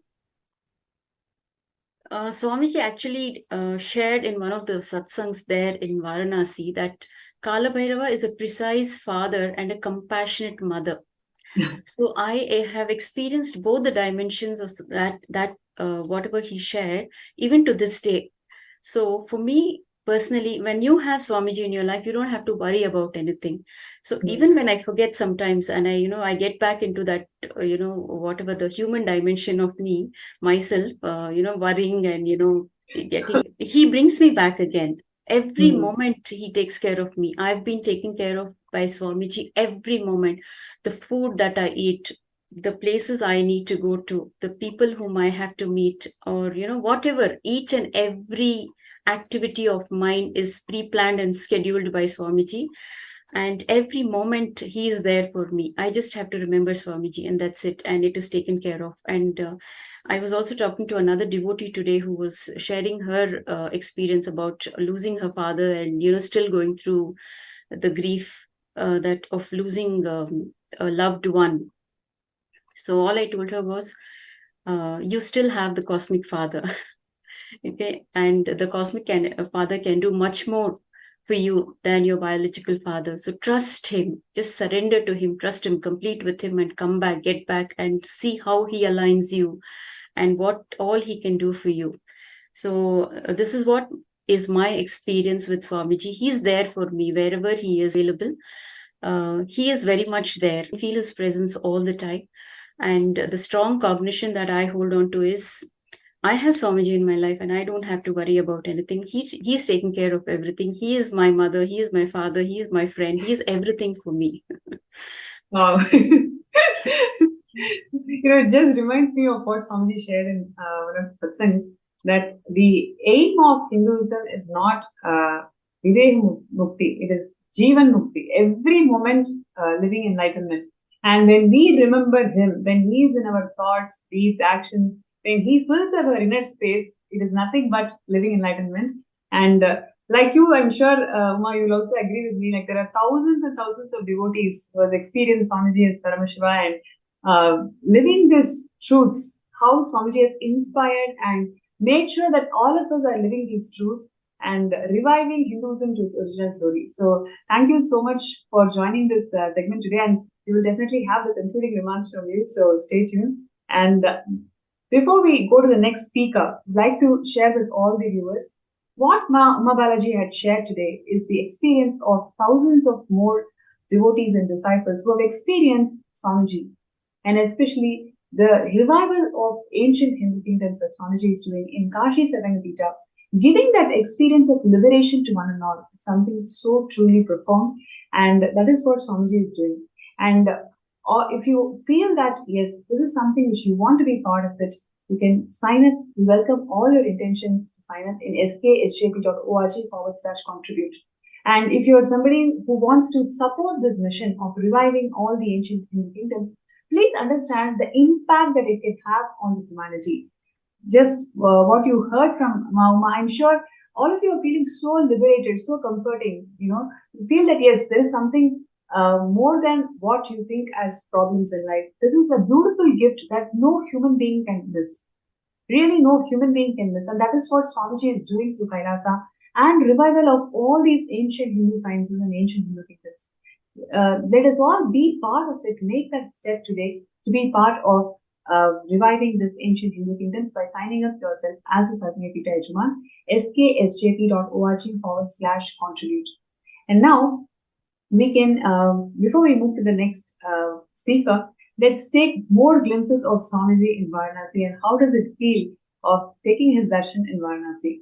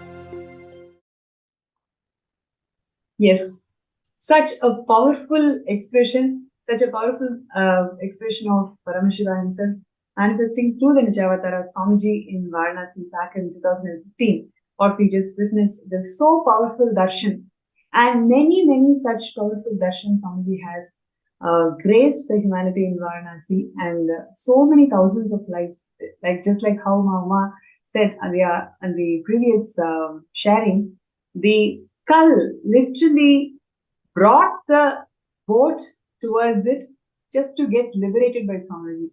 So like this, there are so many beings out there in Varanasi just waiting to get liberated through this Kashi Sarvanyapita and all the activities that Swamiji has inspired the entire sovereign order to conduct. And today we are going to be having next powerful sharing from a couple who are ordained to be part of the Kashi Sarvanyapita and the vision, the grand vision that Swamiji has given for the Kashi Sarvanyapita to serve the humanity. So it's my pleasure to welcome Ma and Shri Avimukta to this segment today.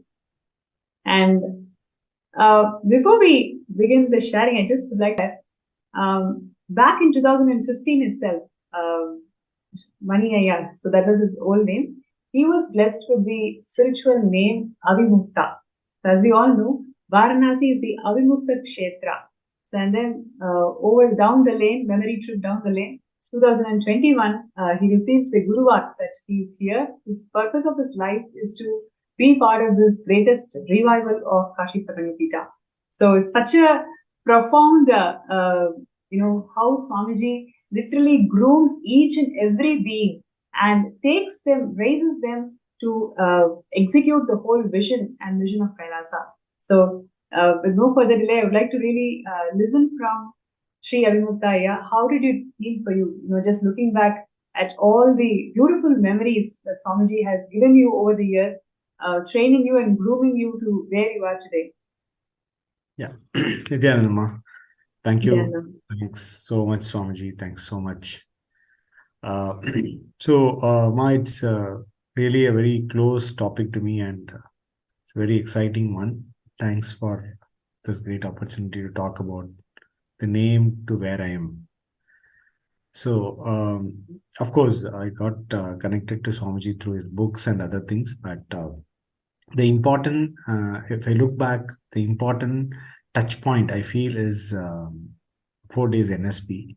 The peak of the program is the death initiations. I know the devotees of 2000 to 2010, most of them would have got touched by Swamiji by that death initiation process. So that was, earlier I was too much of a logical person. So, I mean, the book can give you a knowledge and tons of information.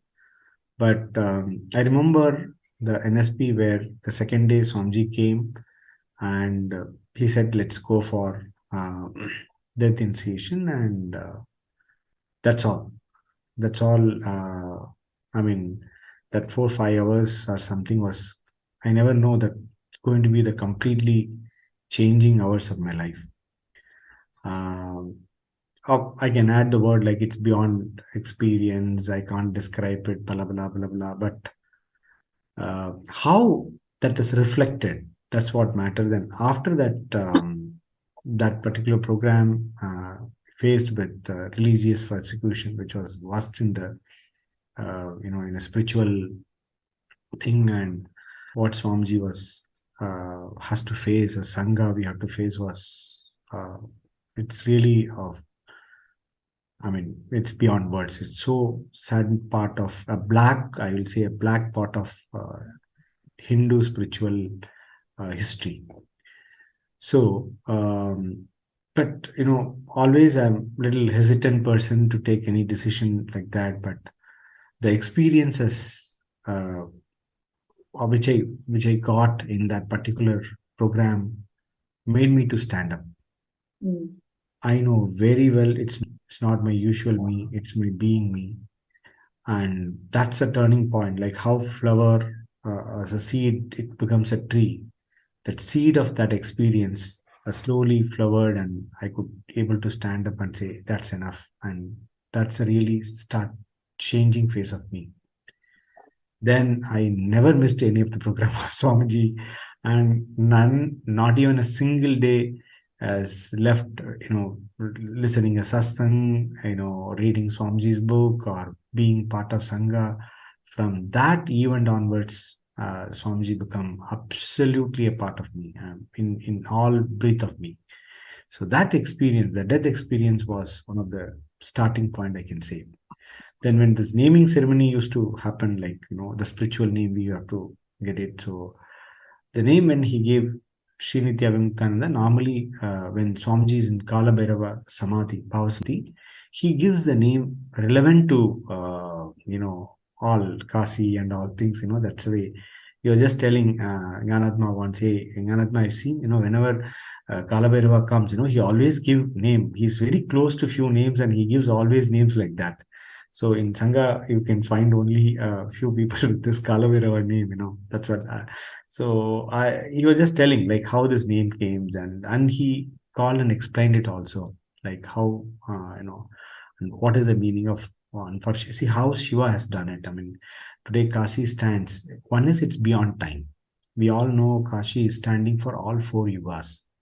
Very few places has that kind of a significance. It's all yugas, Treta yugas. You have a references of Varanasi in all the yugas, and till even the medieval history. You take anything, Kashi has the reference. So I think what you're sharing is so Kashi being standing the test of time, like it's there for all four yugas, and Swamiji explaining that significance and giving you that name, and then giving you the vision that okay, you are going to be part of this Kashi Satangavita revival. That is so beautiful how Swamiji grooms each and every being. So what we have as Kailasa is completely out of Swamiji's hard work and his extreme compassion for the humanity. No matter who they are, what they are doing, what they have done in the past, Swamiji holds that extreme possibility for each and every being, grooms them and ensures that they are achieving their purpose of life. And to do that, Swamiji goes through anything and ensures that the being is actually getting fulfilled. And also would like to see all the viewers, if you are part of any of these inner awakenings from Varanasi, you can post your timeless memory with Swamiji, with the incarnation in Varanasi, and also anything that you know about Kashi, please feel free to post them in the group, MPSN group, that's actually getting projected in the chat. Yes, I am. So coming back to your journey with Swamiji, from receiving the spiritual name and then becoming an Adinavasi, deciding that, okay, yes, this is what you want to do in your life. How did that shift happen, and what made you to experience that shift? Yeah. So after this name, the real breakthrough, I'll say, it happened in Varanasi, is an inner awakening. Few of the inner awakening, I was a volunteer, and so I just wanted to take a couple of incidents to share. Like once I said, like, it's beyond time. So one of the inner awakening, what Swamiji, as usual trip, he picked up all the participants in the boat. We went to, Ganga, and from Ganga, we used to see that Manikarnika Ghat. So, so it was around, morning around 10 o'clock, the boat left, and I was in one of the boat as a volunteer managing all the logistics of the participant. So then we parked. We got a very nice parking before Manikarnika Ghat, and we were monitoring it. So as usually, Swamiji started with light command that you see, this is the way you all decked up well, and you think life is great. Just see how this is where your life is going to end, and in a very, very fun way. Understand all the big truth. Big, you call it as Vakya, Aptavakya of Upanishad or something. He put it in a very simplest form, in a light mode, and slow and steadily, the whole, master was settling a month around in India. So it was around, 50 plus Celsius, and we are watching burning bodies. None of us never felt that heat, and slowly we start losing the conscious of time. And it's a beautiful silence is getting. First, he talks something to make our mind rest down, and once the silence crept in, slowly whatever he seated, and it becomes an experience for us. And after 11, 12, we don't know what time, maybe around 5 o'clock, somebody came and say, just you all vacate the place, something like that. That's the time we understood that it's around 6 hours. 6 hours in a hot sun, watching the burning bodies. I mean, this is an experience, you can literally say it added so much in you. And I'm sure each and every, as you nicely say, Swamiji picks up each individual, even though it is a program for 500, 600 people. Each and every person is separately handled. Every soul, every being there is separately handled. What that being needed is exactly executed in the program. That's a greatness of Swamiji's any program. That too, when it's happening in Varanasi, in each and every city, Swamiji shows a different dimension. Tiruvannamalai is some dimension, and Himalaya is a certain dimension. In Varanasi, it is Kalabhairava dimension. As Ma nicely put it, it's a very compassionate mother and precious father.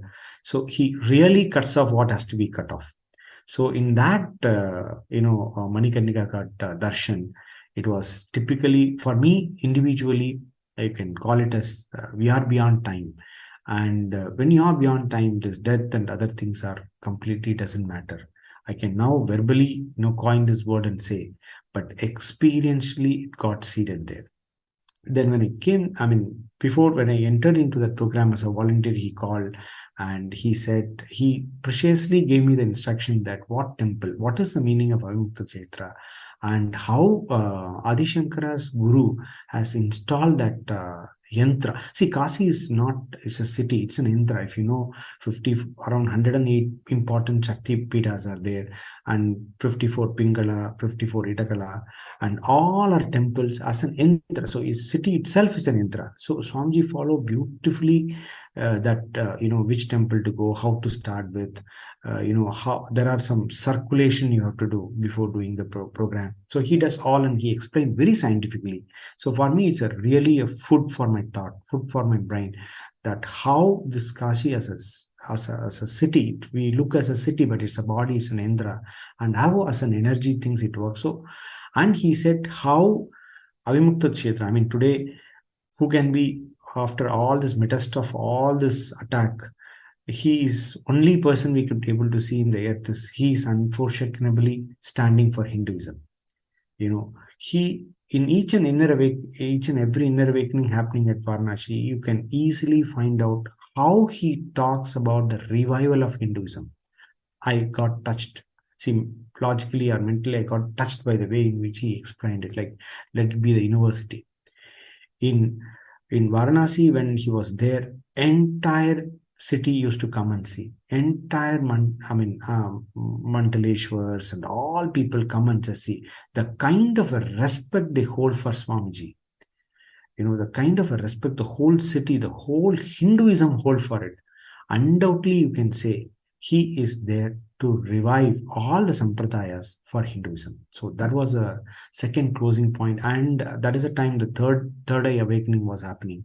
That was individually something amazing. So this one is this Manikarnika Ghat experience. The second experience, okay, first day we understand about theoretically what is death and other thing. The second day when we are there, the trauma was happened, the earthquake was happened. So whole city was in 6.5 hectare scale. So in the second day program, when we found that whole hall and everything was shaking, we all went out, right? As a precautionary measures, we were supposed to run out and be in the open space and all. I could able to see how Swamiji just walk very compassionately and very composedly and just take us, all of us through, and just say, listen, I'm there for even in this kind of tough time. So the takeaway for me in that event is, of course, I learned theoretically, second day, little trauma has happened inside me also. But when I look back, I can see even in that moment, any part of tremor or earthquake in your life, he is there to hold you. When he is there, actually, there's no earthquake, there's a delusion, but still, he is there. When you find him, he is there to take care of every earthquake of your life, inside and outside. The third incident is when I was volunteering. There was one devotee from Bombay. She brought her father, and he was in the wheel, so I was servicing him. I was taking care of him and all. And he liberated. He got liberation when he was in Varanasi itself. With the few initiations and few days of Swamiji attending a program, the kind of liberation that older man got and how it healed their entire family, I could able to watch it very closely. And what Swamiji talking about, a graceful exit, that is going to be the greatest gift for humanity from Swamiji. And of course, he is there to revival all 10,000 sampradayas. All is going to happen. So if you ask me to pick up something, the graceful exit is going to be the key thing. What Swamiji, I mean, we've listened how Swamiji is bringing back life, how Swamiji is doing graceful exit. So many stories we can tell. So I saw that case very closely. And after that liberation, what all happened to that family? If one person is right, cognition or without any packages, soul leaves the family, like we say, Pitamaha, Pidamaha, all these 3 generations get liberated. All the karmic cycles get cut, so that the living, the below generations will get all blessings of wealth, health, and everything. I could able to see that practically in their family. So, and she was so much got attached and very much part of our Sangha now. So, like imagine, like all our parents, our relatives, even in our older days, if this signs of this vanaprastha, graceful exit, has been given to us, it's something. This is what humanity is today missing. Okay, and old age homes are growing, but the death become a pain. It is no more auspiciousness in the world. For the Western world, it's an industry. They try to milk and make money out of us, and even this getting creeping in India also. So the old age become a weightage, and it is a painful, which Swamiji is talking about, a graceful exit can be a wonderful solution for it. So, and the actually, as you were sharing, right, I'd like to share with all the viewers, graceful exit. We have heard so many stories that people, especially the living and practicing Hindus, people who are close to their old age, they start settling to near Kashi with the hope that one or the other day I should die in Kashi so I can get liberated. Paramashiva doesn't give liberation because you move places, right? So exactly on the day, something will happen, the person will be moved out of Kashi. So only the graced beings, really, really graced beings can leave the way in Kashi. And Swamiji is offering this service of graceful exit to one and all through Kashi Sarvanya Pita, where literally you can spend your old age in Kashi Sarvanya Pita, and you can actually give a linga, donate a Shivalinga, and this Shivalinga will be installed in Kashi Sarvanya Pita in the Ghats of Ganga itself, and it will be named after you, so you are eternally at the feet of Vishwanatha in the laps of Ganga, oneness with Paramashivam and Swamiji forever. So this is a beautiful gift that Swamiji is giving to the whole of the humanity for us to experience what it means by graceful exit. And you feel that, wow, this is something so beautiful, because once you give somebody this gift of graceful exit, you are actually liberating that person from this thousands and thousands of janmas of karma, right? This whole birth and death cycle, if somebody gets liberation out of it, and you are instrumental in doing that, that is the best thing that you can ever do to anybody. right? If you feel this relationship is too close to me, you have to contribute to make it up to everything that they have gone through for me. If you consider somebody too close to you, then this is the best way how you can enrich the person and feel contributed to that relationship. Because once you liberate anybody from this karma or a cycle of life and death and give them this beautiful space of always residing at the feet of Vishwanatha, manifesting through the Nijavatara Swamiji in the laps of Ganga. Wow, what a beautiful gift that you can give. So if you feel that you can sign up in sksjp.org/contribute. All the participants and viewers, if you feel so connected to this cause of graceful exit and you want to support this cause, you can sign up in the link that we are showing here. And if you've already signed up, once again, to show your intention. And yes, I'm just checking the YouTube chats.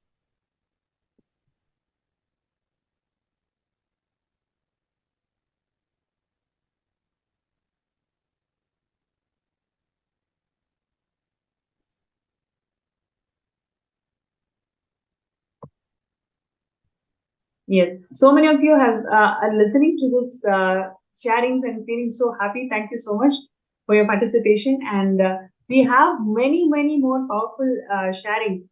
Just listening to these words, you just feel that liberated and have everything in life, nothing more to achieve, nothing more to look forward to. That is a space that keeps us all. The moment we start talking about Swamiji and Varanasi and all the miracles that Swamiji has done. Abhinavta, I would like to ask you now, Swamiji has given so many visions, right? Like how the Kashi Samgama Peeth is going to serve the humanity, whether it is in terms of universities or, Jnanalayas or all the other intellectual work of Hinduism, how Swamiji wants to build through Kashi Samgama Peeth. Would you like to share with all of us? Yes. So, as we all know that all sampradayas, around 10,000 plus sampradayas of Hinduism is still live, and it's all available in Kashi. You know that you can say it's a religious capital or knowledge capital of Hinduism. So there is so one is Swamiji wanted to revive all the sampradayas. Second, so how it can be revived? So this the owners of this all, or rather the executor of this all sampradayas, are as a Mandaleshwar. So if it is taking a sannyas sampradaya, or you take any other specific sect, all are so reviving this existing organizations and Mandaleshwar. This will really get boost. This will get into the next next breakthrough. So this is one action, and Swamiji is already a part of many Mandaleshwar there. You all know that. So already the revival is happening on that front. Number one. Number two is the universities. Today, you all know, I'm sure most of you might be knowing about it. We are having one of the biggest online library, and we are one of the very big online universities also. So anything on Hinduism, we have few 10,000 hours of content, and the classes and the materials we have is something momentous. So on Nithyananda Hindu University carries Jnanalaya part. It has a library in it, and Swamiji still being part in many Mandaleshwar, trying to revive all this kind of this thing. The graceful part, Ma, when you were saying like what is graceful exit, all the viewers, any of your parents, or any of your even for yourself or something, at least the best gift, as you all Ma was saying, the best gift you can give it to a known person. Because when I was doing volunteering, I could able to see how one person exit has given a complete consolation to their family. It was a amazing scene. We all know Tarpana, this and that, but when Swamiji get into one being life, and when he is liberating, it's a thing we should not miss it for yourself, your family, or anybody. So that is one of the biggest contribution. We should not miss a living avatar. We are with living avatar. That is the one we should not miss. And when you see the picture, this is one of the scene to be seen when Swamiji gave an initiation to sannyas. He immediately announced, and lot of sannyasis, Brahmacharis, jump into Ganga, and they were all sitting and taking the sannyas initiation. Was amazing stuff. And all the pictures what you are seeing is bringing me back the beautiful memories of Varanasi. So Swamiji vision is for energy is good. So in my personal life, what happened? Okay, first I got a name. First I got an experience of death, and I got a name. Then Varanasi IAs have given me a lot of that seeds have started growing in. And when Devi Darshan happened, Swamiji personally blessed me, like I have to be, my purpose of my life is taking up Kashi, Kailasa, and run that. And that too, as a family, I have to be there. And he always, I bow down to him, and a lot of gratitude to him, how he hold us this as a family. Even, any spiritual practices he give, he just tell me as a family, go there and see. Even Manikarnika Gadi, go there and watch it. All these things, he does it to me. And so that the beautiful relationship completion happens. And that he said, when you start doing it, what kind of a Jivan Mukti, Vega Mukti, all things will happen, and you will be serving at my feet. That word from him has increased my spiritual frequency, and I thought this is a time I should jump in. And not only giving a vision, making a person preparing for it is very important. And he does it so precisely. And in all ways, he see to that, preparing a person.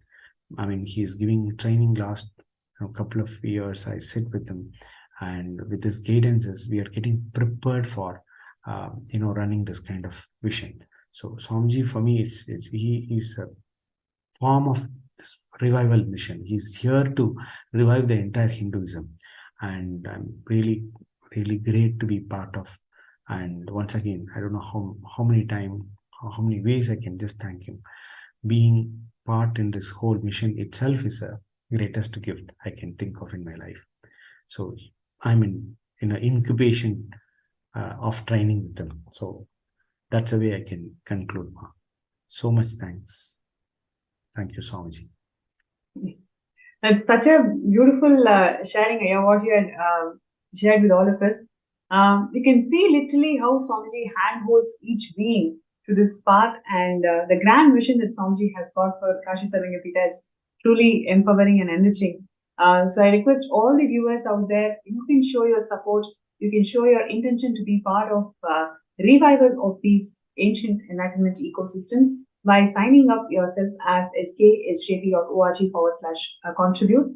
And you may also show your support. What do you all feel just listening to these amazing sharings of Swamiji being in Kashi and how he has revived this ancient enlightenment ecosystem by making Hindus realize the real purpose of life, right? By giving these experiences, whether it is a 4-day NSP program or a inner awakening purpose into death, or the project of peaceful exit, that is something which we cannot end. So every single initiative that Swamiji has done towards this Kashi Sarvangapita is something extraordinary. So all we can do is feel, experience, and support this initiative by being part of Sarvangapita. And next we also have Ma Avimuktananda, and today being the Kalyana Sundhara Murthi Bhava Samadhi Darshan, where we are all going to experience the complete feeling in the oneness, completion in oneness in the relationships. Today being the wedding anniversary, I would like to really wish you all and wish you both. And wanted to hear from Avimukta, how do you feel being part of the ecosystem? Did you ever imagine in your life that you're going to take up this huge work of being part of Kashi Sarvangapita revival? and how Swamiji has taken you from where you are to where you are today. Sorry, we are not able to hear you, Ma. Thank you. Thank you, Ma. Thank you, Swamiji, for giving this opportunity to express what I feel about the whole thing. It's such a wonderful journey, actually. I really never imagined that I would be here and I would be doing these things. I remember when Sri Mukta was volunteering in Varanasi, we were called, we just joined him during the last few days. And Swamiji was so compassionate. We were not even a volunteer actually in the program, me and my son. When the program was happening, he just called us inside and, he made us a part of the initiations. So he was like, I'm so compassionate. It was like, it was an inner awakening program where outsiders were not allowed. But he was so compassionate. He just called us inside and he gave us the initiations also. So that is the deep compassion of Swamiji. And he also told Sri Mukta that as a family, you go and sit at Manikarnika Ghat for some time. So together, all three of us, me, my son, Gangadhara, who is now a part of the temple. He's heading the temple now. He's been a Gurukul student for the last 9 years, and now he's managing the temple. So Swamiji has brought him up. And all three of us, we went and sat and spent some time at Manikarnika Ghat. So that experience, of watching the bodies burning, actually it was a different experience actually. There was no fear or no kind of there was no emotion actually, I would say.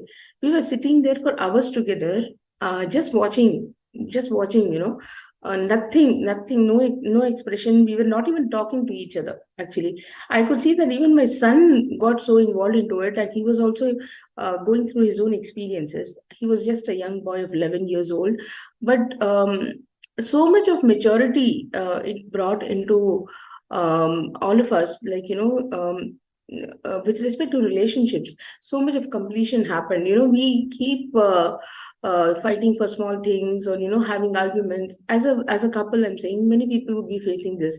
We have so many reasons to fight and argue, but finally when we see this whole Kanika Ghat, where we see that yes, this is the truth of life, what happens, see here, what do we take what do we take and go? We don't take anything, right? We just go away that way. So these things brought in so much of maturity, and I would say it is more of a kind of restfulness, what it brought inside us, that a lot of completion happened with respect to relationships between us, as well as a couple, as well as between every other relationship that we have in our lives. So much of completion happened, and it really also helped me to hold myself in the right context when I lost my twin sister to cancer. And the whole, I'm sure I would not have, taken it the way, like in a matured way, if it would not have been for Swamiji. I now realize that probably he would have given this experience for some reason as well.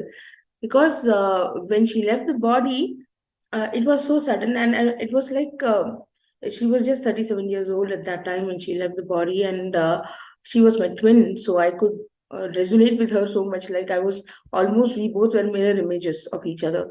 So I would definitely not have gotten through that loss of my sibling if I didn't have the right cognition. With Swamiji really instilled into me, it could be because of that incident of watching the dead bodies at Manikarnika Ghat, sitting there and just watching, and that really brought that stillness in me, that I could take each and every when my sister's body was brought in for the last rites and other things, every incident, I was seeing my parents, they were kind of really collapsing, and I was I could hold all of them in a properly, without getting emotional, and giving them the right support. Being in that space of Paramashanta, I would say that yes, with high maturity. I could see that I was handling it maturely, rather than just sitting and crying, or creating a scene or something. But it was only because of Swamiji, I think, that I could handle it that way. So this really helped me to understand this death experience in a more deeper way, and not feeling that fear of death as such, that I am losing my loved one. That when we lose our loved one, we get so much into depression. I've seen so many people, they never come out of it. But this experience really gave me that cognition that no, Swamiji has liberated her, and it is not the end. Like, thou shall not die. That's what Swamiji says. So it was beautifully. I could experience it actually, and it helped me sail through the whole incident in a very matured manner, and this gave a lot of strength to me to handle my relationships in a different and matured way, so that I don't keep on throwing tantrums on things, and on the way people react, and whatever. So many people face so many relationship issues generally. So I'm in a position to look through and take matured decisions and have matured conversations. Swamiji really helped me in understanding these things.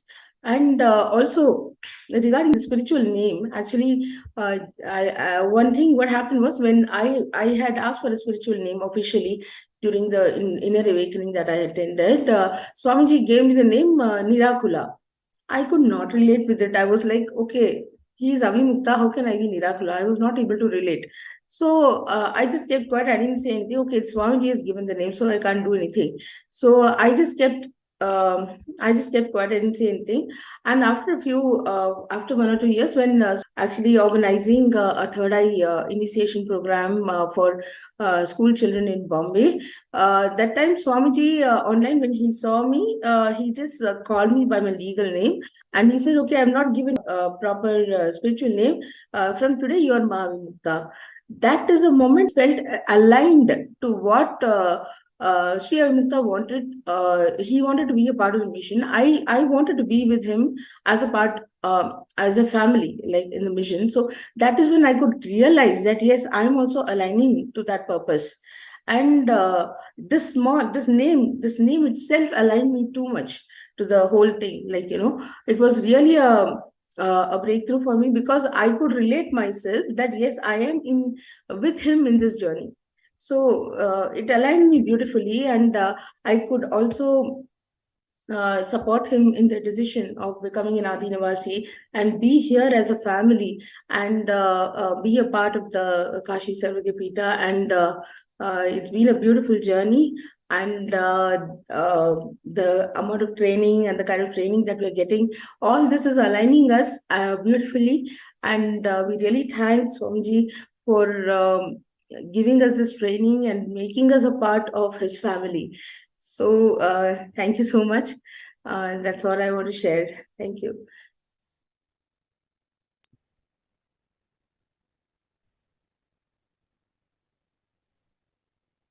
Yes, these beautiful conventions, programs that Swamiji conducted in Varanasi to revive the Kashi Sarvagapita is something so phenomenal. And all the sharings so far we have heard only reminds us of Swamiji's extreme love and compassion for the humanity to revive these ancient kingdoms, and empowering the humanity to find solutions through Hinduism.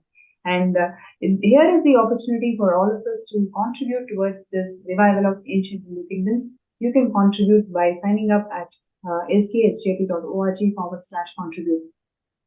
So this is something which we can do right away. And you have any questions or anything to share, you can post it in the YouTube chat, and we will right away read your comments and connect and ask the questions from Avimukta and Mama. Yes. And now, before we go to the next segment, we will have one more segment, one more small video clip showing Swamiji and Varanasi and all the revival that Swamiji has done in Kashi Savanapita.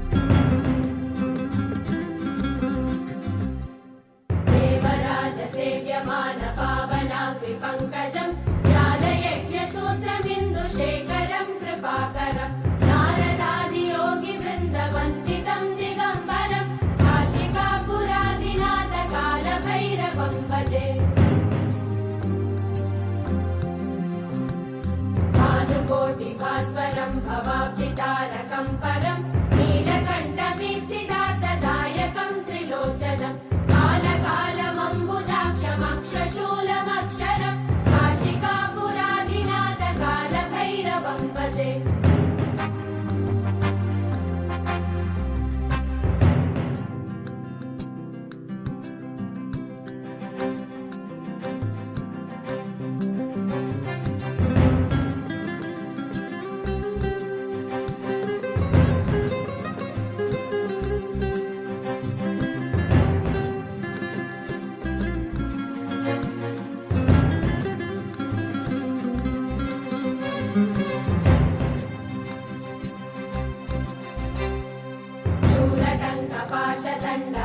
शूलटङ्कपाशदण्डपाणिवादिकारणं श्यामकायमादिदेवमक्षरं निरामयं भीमविक्रमं प्रभुं विचित्रताण्डवप्रियं काशिकापुराधिनाथकालभैरवं भजे।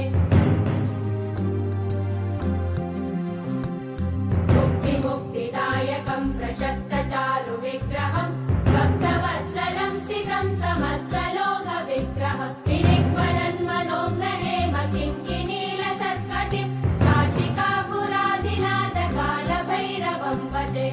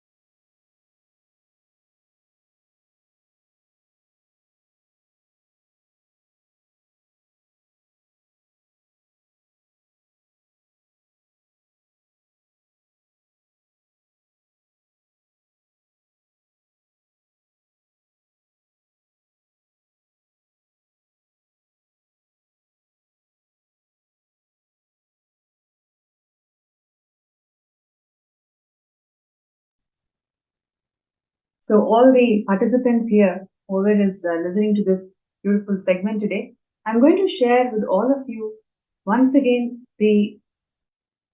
all the various contributions that Swamiji has done towards this Kashi Sagamapita. Kashi, the Avimukta Kshetra, stands for liberation. And Swamiji has granted this liberation as Paramashiva himself by various programs in Kashi Sagamapita in Varanasi. And thousands of people have experienced extraordinary miracles by being part of these initiatives.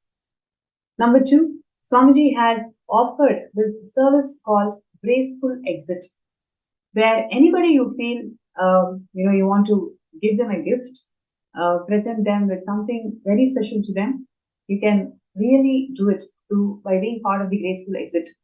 So what happens in Graceful Exit is, on the name of you or your family members, a Shivalinga will be dedicated and that will be installed on the ghats of Ganga itself. And Swamiji is energizing the Shivalingas and granting you the boon of liberation to every person who enrolls for it.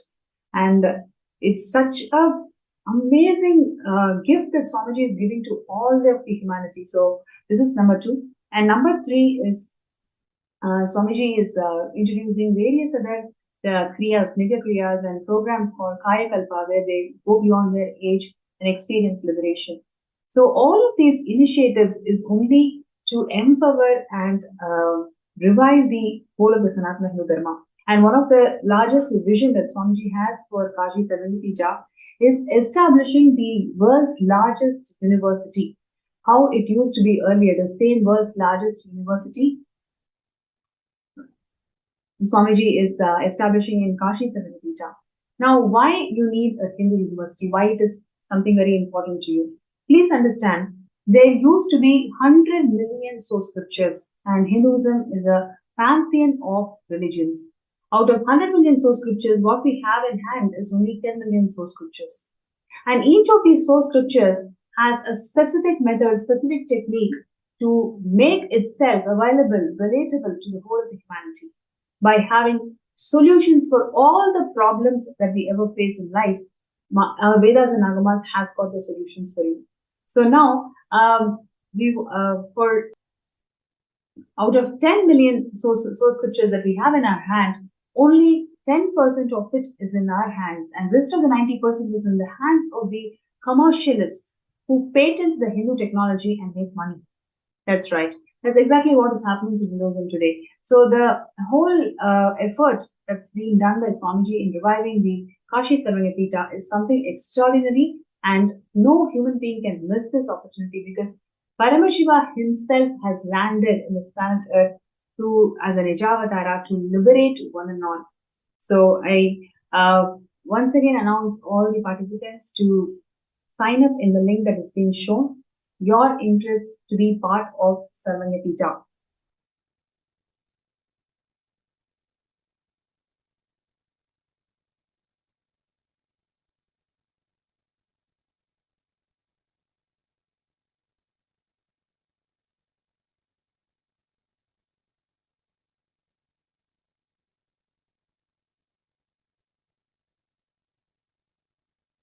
Yes, you can see all those beautiful memories of Swamiji sharing the signs of liberation to one and all in Varanasi. So I once again repeat that everybody has to be part of this mission.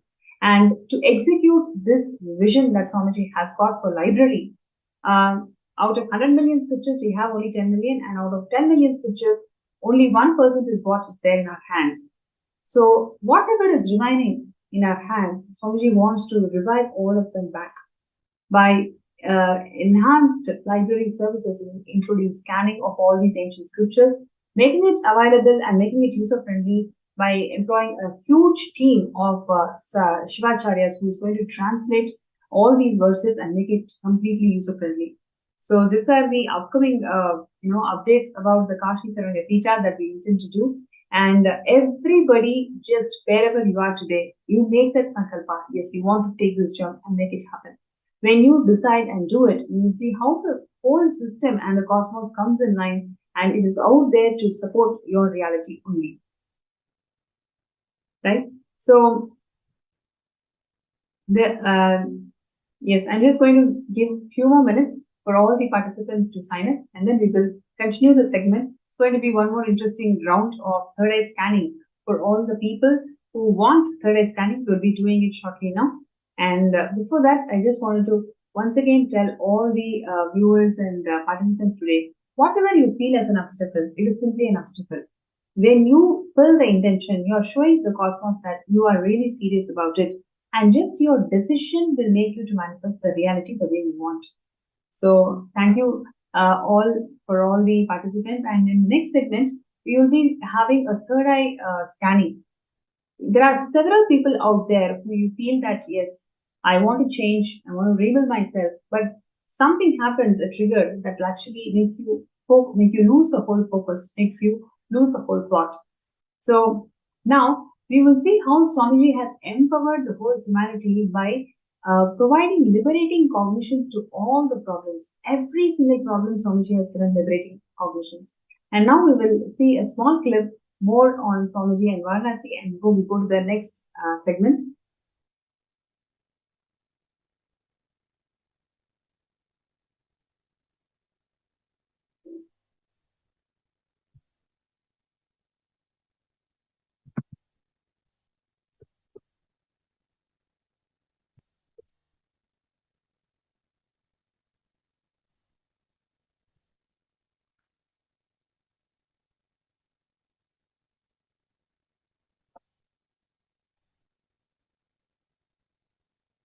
Yes, I request all the participants to post your interest.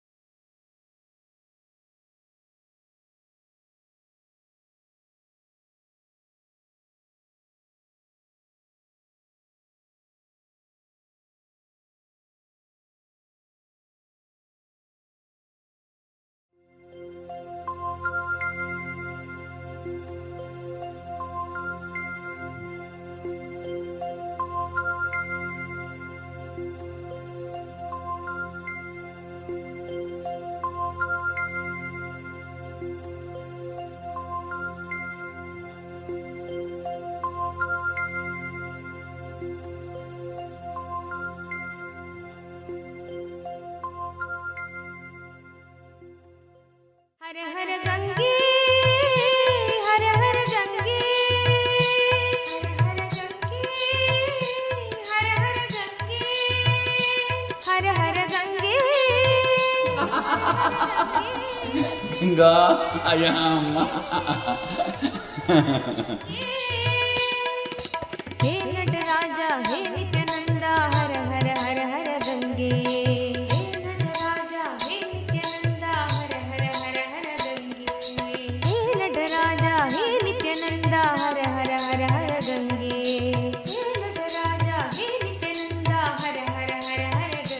हर हर गंगे हर हर गंगे हर हर गंगे हर हर गंगे हर हर गंगे हर हर गंगे हर हर गंगे हर हर गंगे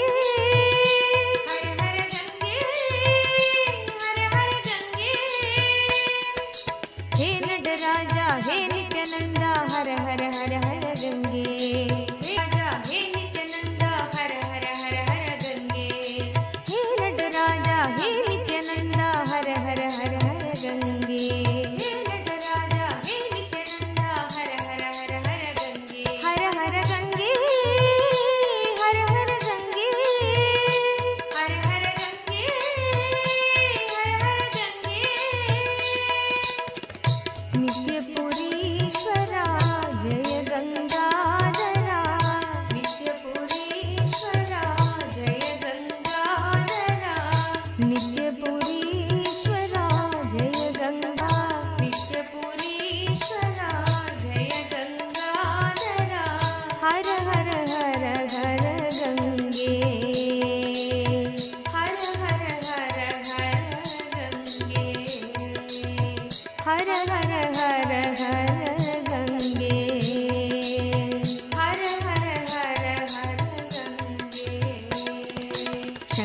शिव शङ्करा शिव शङ्कर शङ्कर नित्या शङ्करा शिव शङ्करा शिव शङ्कर शङ्कर नित्या शङ्करा शिव शङ्करा शिव शङ्कर शङ्कर नित्या शङ्करा शिव शङ्करा शिव शङ्कर शङ्कर नित्या शङ्करा शिव शङ्करा शिव शङ्कर शङ्कर नित्या शङ्करा शिव शङ्करा शिव शङ्कर शङ्कर नित्या शङ्करा शिव शङ्करा शिव शङ्कर शङ्कर नित्या शङ्करा शिव शङ्करा शिव शङ्कर शङ्कर नित्या हर हर गङ्गे हर हर गङ्गे हर हर गङ्गे हर हर गङ्गे हर हर गङ्गे हर हर गङ्गे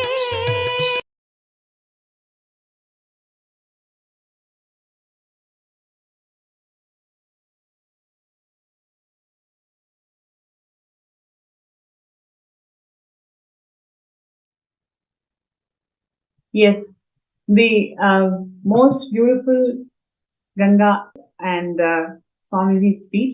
What a scene to be seen. How many of you are really enjoying this whole episode of Swamiji and Varanasi? You can all post that in the Facebook group. Oh wow, raising your hands. That's Ma Brahmanyana, Ma Durjati. Yes. Bhupendra. Very good, Aya. Bhupendra ji. Anybody else? And we have Ma Jarendra Nithyananda. Great. Right. So all of you can actually post your feedback and how are you enjoying this whole segment in the Facebook group, and you have the QR code that is already being projected in the screen. So you can scan the QR code and it will be directed directly to the Facebook group, and you can post your comments and feedback.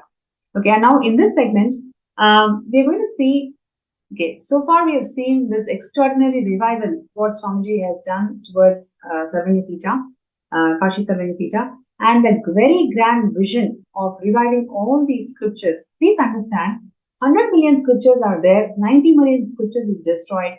What we have is only 10 million, and even in the 10 million, only 1 million is in the hands of people who wants to revive Hinduism. Only 1 million scriptures we have out of 100 million scriptures that used to be there.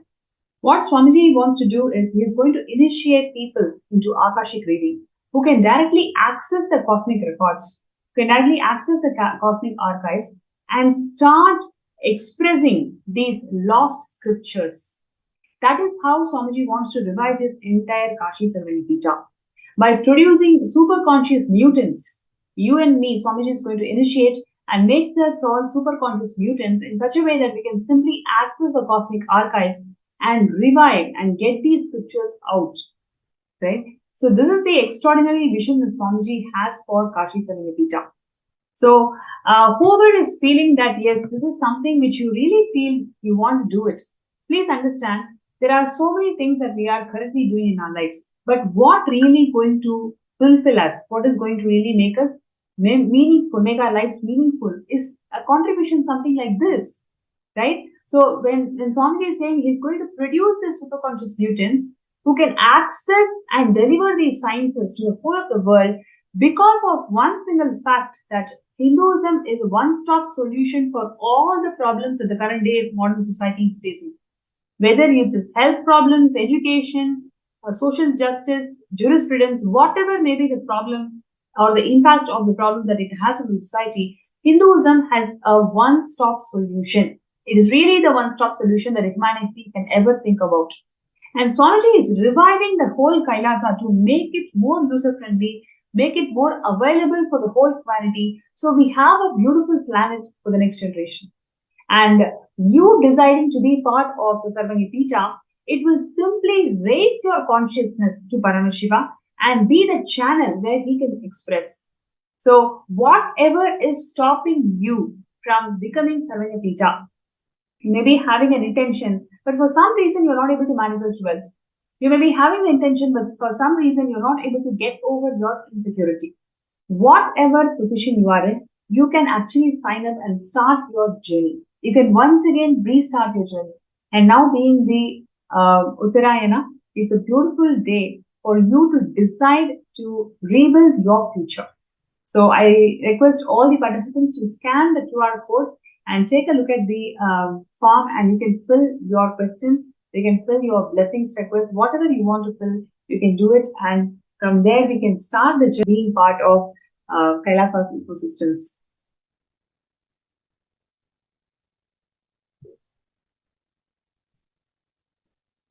So, yes.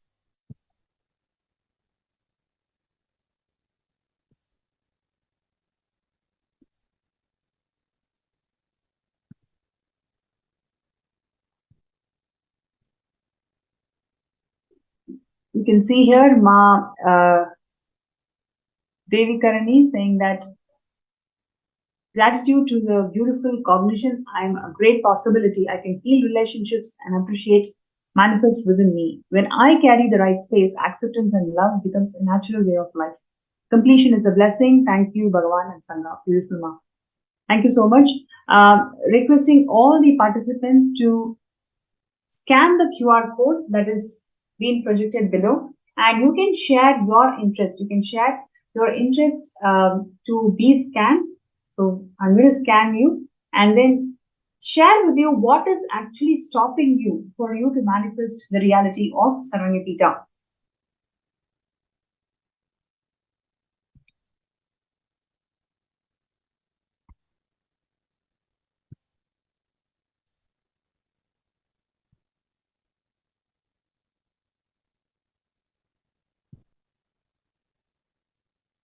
Requesting all the participants to scan the QR code, and you will be directed to the Facebook group automatically.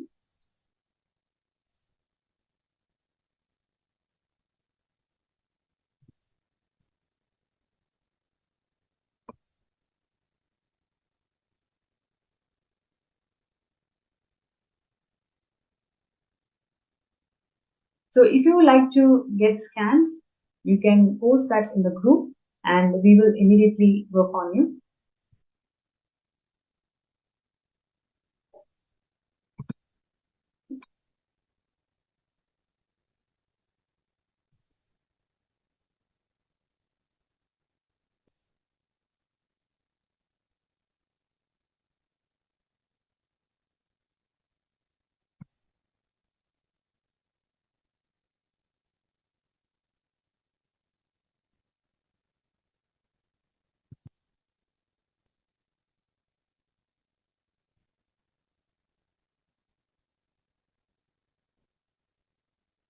So many of you are joining today's session and getting ready for the most rated Darshan. So before we go to the Darshan segment, we'd like to do a third eye scan to all of you, whoever is interested in making this reality happen of signing up for Sarvanyapita.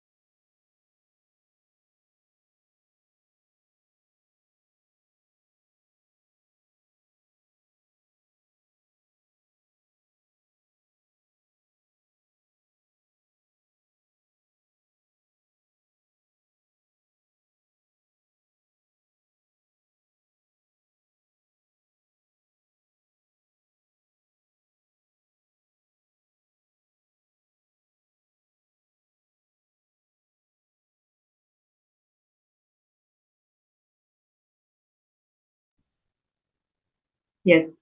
So, have a post from Ma Jarandhara Sthitananda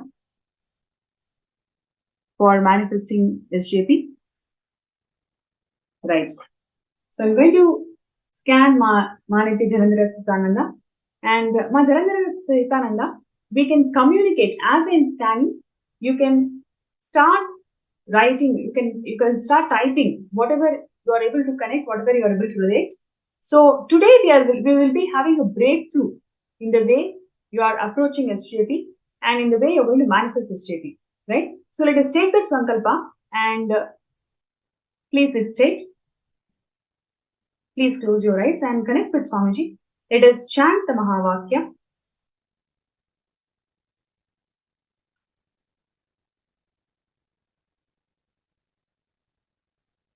Om Nithyananda Paramashivam. Om Nithyananda Paramashivam. Om Nithyananda Paramashivam.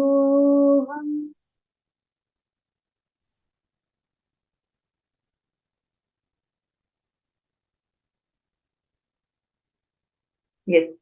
Ma Jalandhara Sthitananda, first thing that Swamiji is showing is your existence in parallel universes. Right? Moment you realize the very purpose of your life, how you exist in your parallel universe, you will start experiencing a shift, a natural shift in the way you are approaching the problem today. The way you are approaching the problem today in terms of manifesting SJP is, I am trying every single avenue, but it is not manifesting. And I don't know what to do. And whatever you are trying only from the logic of being caught or being caged. And this logic is already confined because of all the SDHC that you carry about yourself. Swamiji is sharing, just you deciding to have that knowledge about your parallel existence. Where are you? Which loka are you? And how are you positioned in that loka? Just having this glimpse and having this understanding is simply going to shift all the powerlessness that you carry about not being able to manifest the SJP. Is this making sense, ma? I request the tech team to project the FB.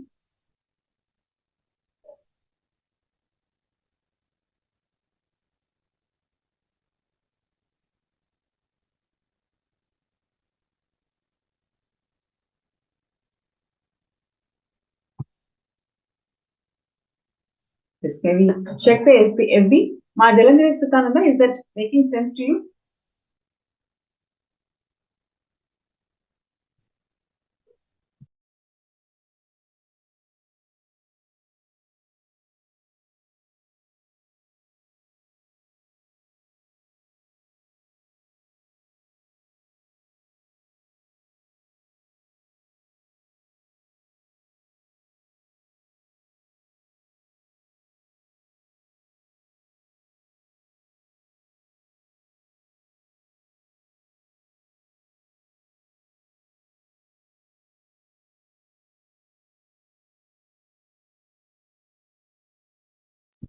Ma Jalandhara Sthitananda, are you able to connect to this and post it in the chat? And now we will actually go through the space of you experiencing a parallel universe existence. Right? So I request you to please sit straight and chant Mahavakya loudly 11 times. Right? And in the 11th time, you connect to Swamiji. Right? You are already initiated into this power of Yogini Siddhanam.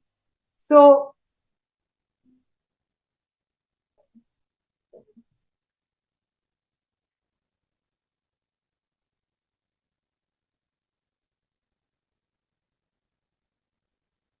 you can connect your parallel existence, and just by having that very glimpse that you are a yogini and you don't have any limitations in life, that very glimpse will make you to drop all the powerlessness that you have in towards manifestation. You will see simply the efforts, it's very, very small efforts that you make will yield you results because there is no print of SDHT inside you. So I request you to please be there and chant the Mahavakya 11 times and experiencing you as who you are in the parallel existence. And now we will go to Ma Yogananda Swarupani, Vamadeva Shivashakti. She's sharing that in terms of SJP, I would like to know what is the fear I seem to be having to manifest the next steps and why so much struggle to be there at the moment. Thank you, Ma Nithyananda. Great. So I'm going to scan you and I request you to please be seated with your head, neck and spine in the straight line. And let us chant the Mahavakya. Om Nithyananda Paramashivam. Om Nithyananda Paramashivam. Om Nithyananda Paramashivam.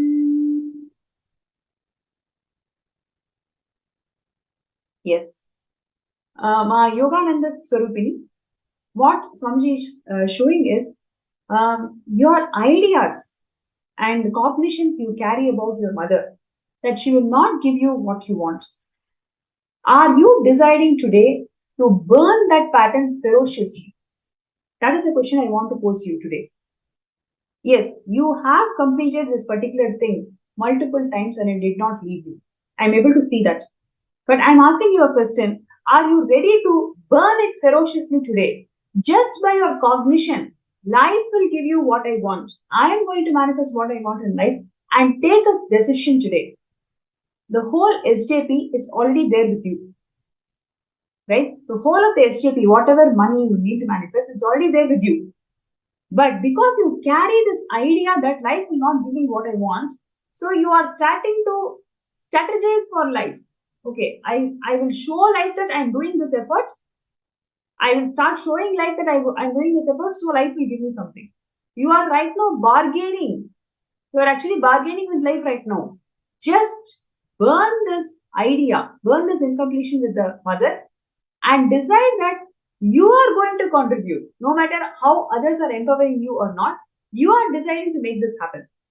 Right? So, my Yogananda Swarupini, just your decision. Don't even casually entertain, oh, it's just, small few minutes. I was just lying here. No. Bring integrity in every single decision that you are making towards relationship and heal the whole relationships.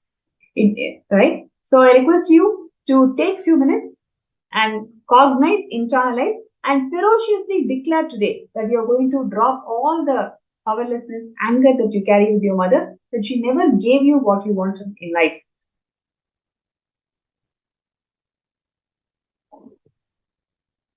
So, I'm going to scan the next person. Please project in the screen.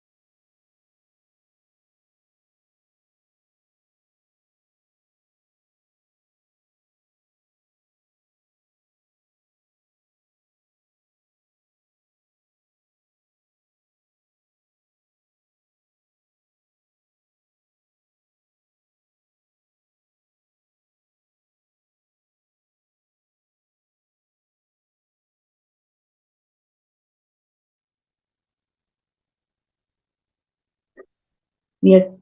And now the next participant was asked is Scan me for manifesting SJPK, the next move breakthrough, and what powerful cognitions I need to receive to energies manifest. Thank you. Musuhi. Now, Musuhi, let us sit in the straight line with your head, neck, and spine in the straight line. And I'm going to chant the Mahavakya and entangle.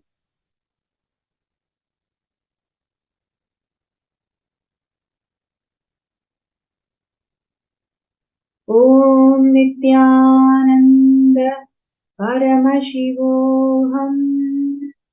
Om Nithyananda Paramashivoham. Om Nithyananda Paramashivoham.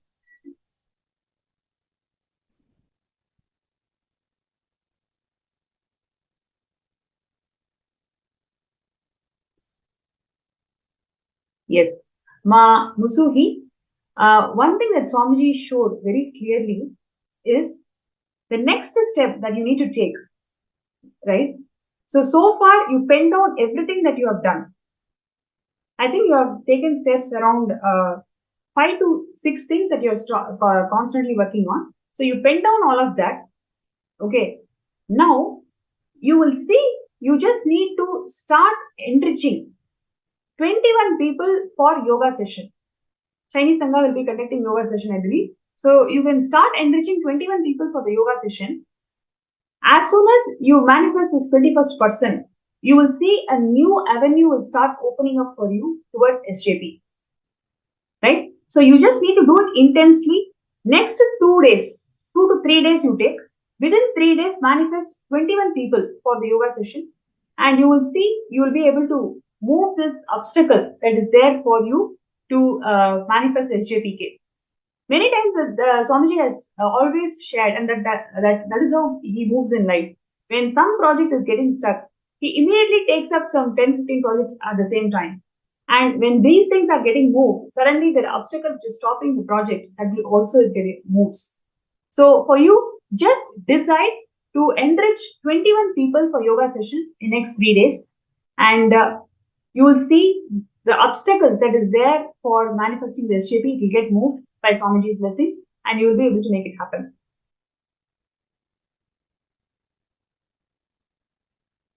Right? The powerful cognition you had asked, powerful cognition that you need to manifest is life is out there to give you what you want. Right? Life has no hypocrisy. Whatever you want, life is exactly granting you the way you want. So next we will go to one more person who has posted for scanning.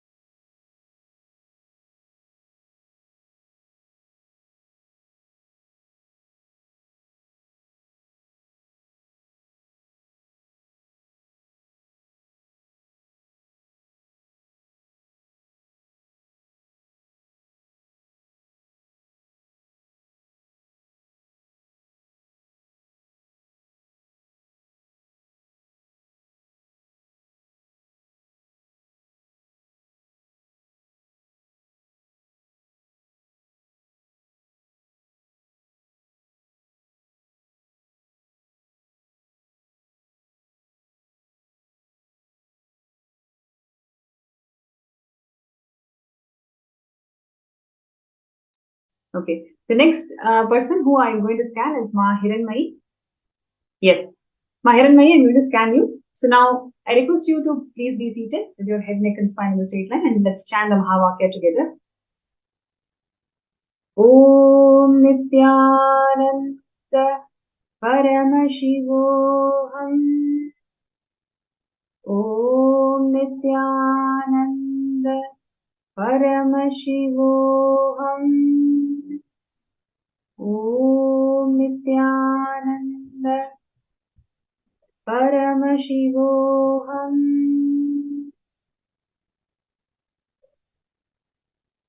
Yes. Ma Hiranmayi.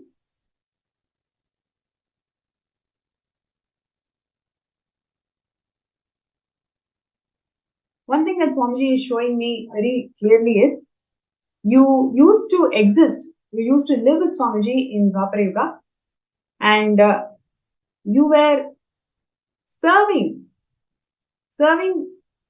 the avatar, and for some reason, for some delusion that you carried about him, made you to distance yourself from him.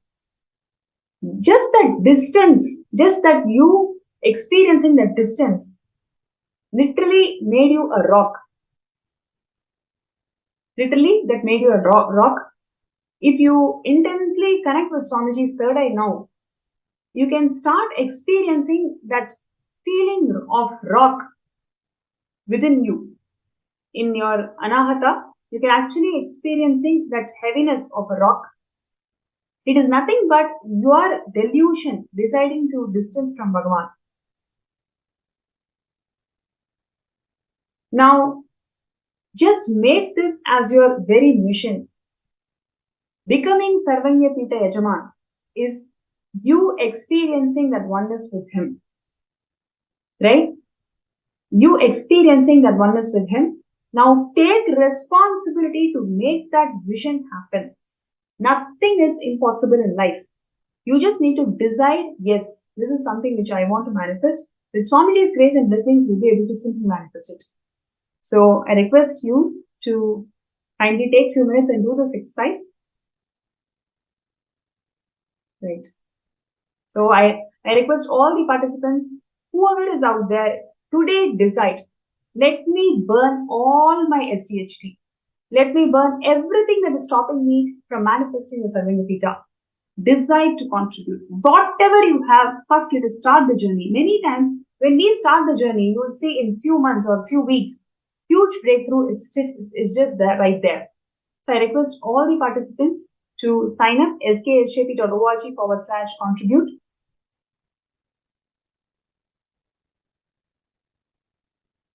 Yes.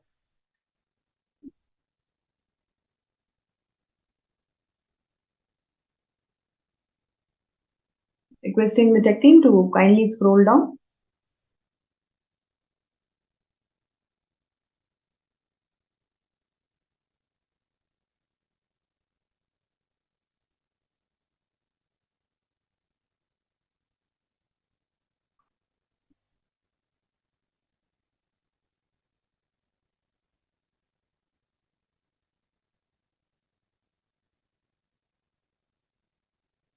Yes, the next person who is requested a scan is Malala Taksha Nithyananda.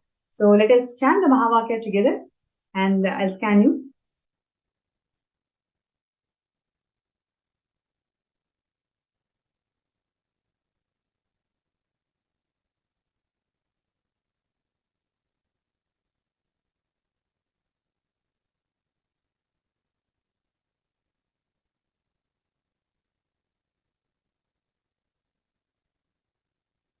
Om Nithyananda Paramashivam.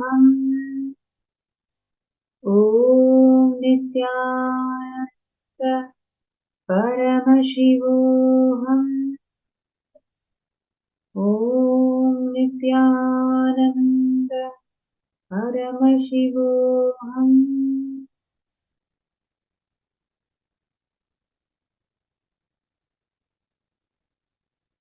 Yes.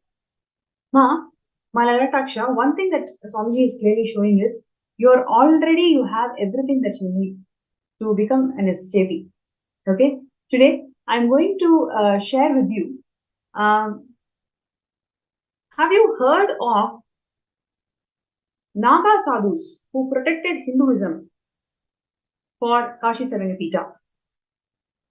When the attackers, anti-Hindu elements, attacked the Naga sadhus, about 10,800 people left their body. They were killed. But 5 sadhus, just with their extreme tyaga, they were able to revive. They were able to give this Vishwanatha to the whole world. Moment you start dropping insecurities, self-centered insecurities, you will see there exists no obstacle in the first place. You can simply do it even now if you want it. Swamiji has showered you with everything that you need to become the Sarvapita Yajman. You just need to decide when you want to do it. It's really the decision that is waiting from you to Paramashiva. Right? So this is for Manalataksha. Anybody else? Yeah. There is nobody, then we can proceed to the next part of the segment, which is Darshan preparation, the most awaited moment of the day. I request all the participants to come down and settle down. We will be having the Darshan shortly.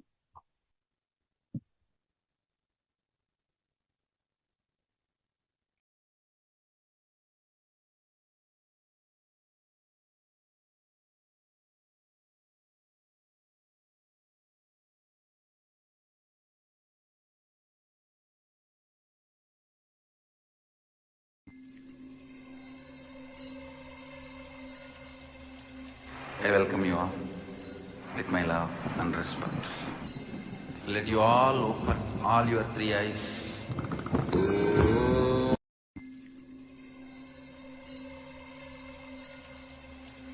I welcome you all with my love and respect. Let you all open all your three eyes.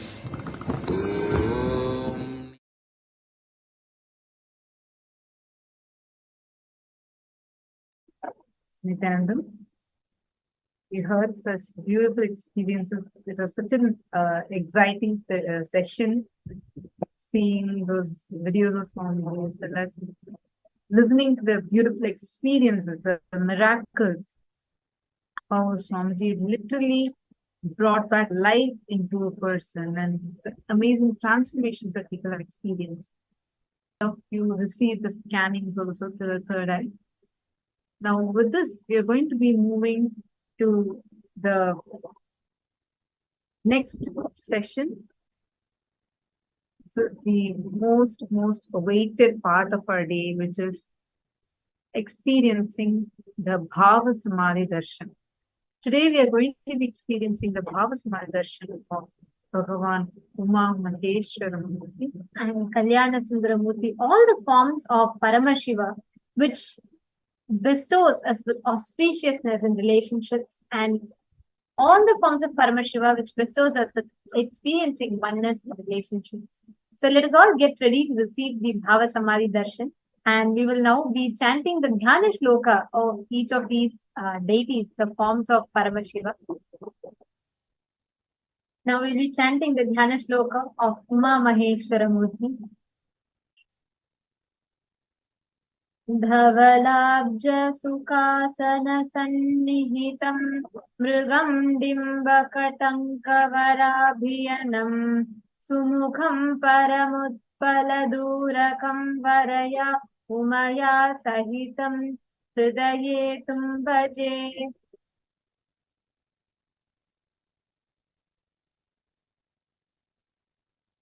The next is the Dhyana Shloka of Sukhasana Murti.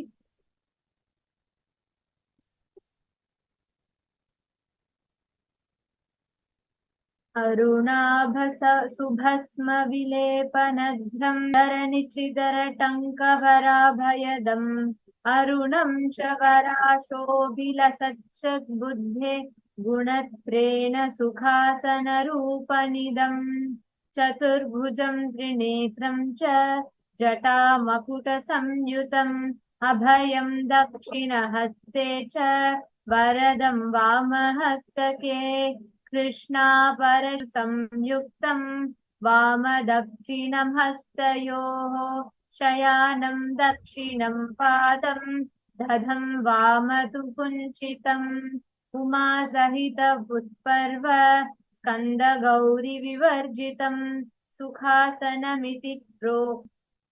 Now, in the same space, let us all get ready to receive the Bhava Samadhi Darshan of Uma Maheshwara Murti, Umesha Murti, Sukhasana Murti, the forms of Paramashiva, manifesting through the Nijavatara, the embodied form of Paramashiva.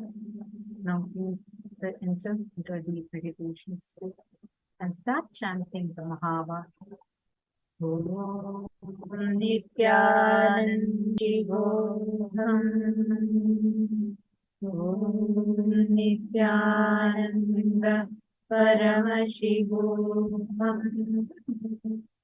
Om Nithyananda Paramashivam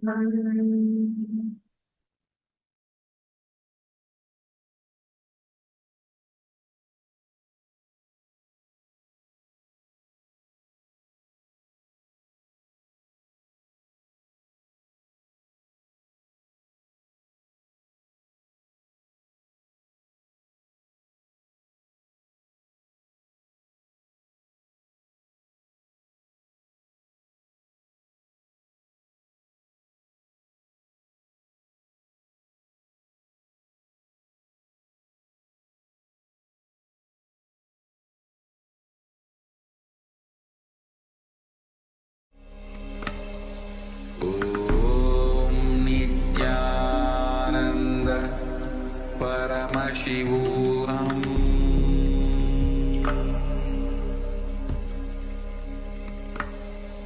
Om Nithyananda Paramashivam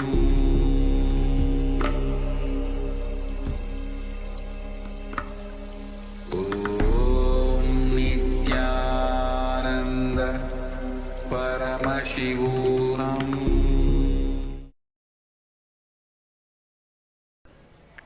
Connecting with the divine with your eyes closed. Meditation. Connecting with the divine with your eyes open is Darshan. Come, let us all now move from meditation to Darshan. Slowly, very slowly, please open your eyes.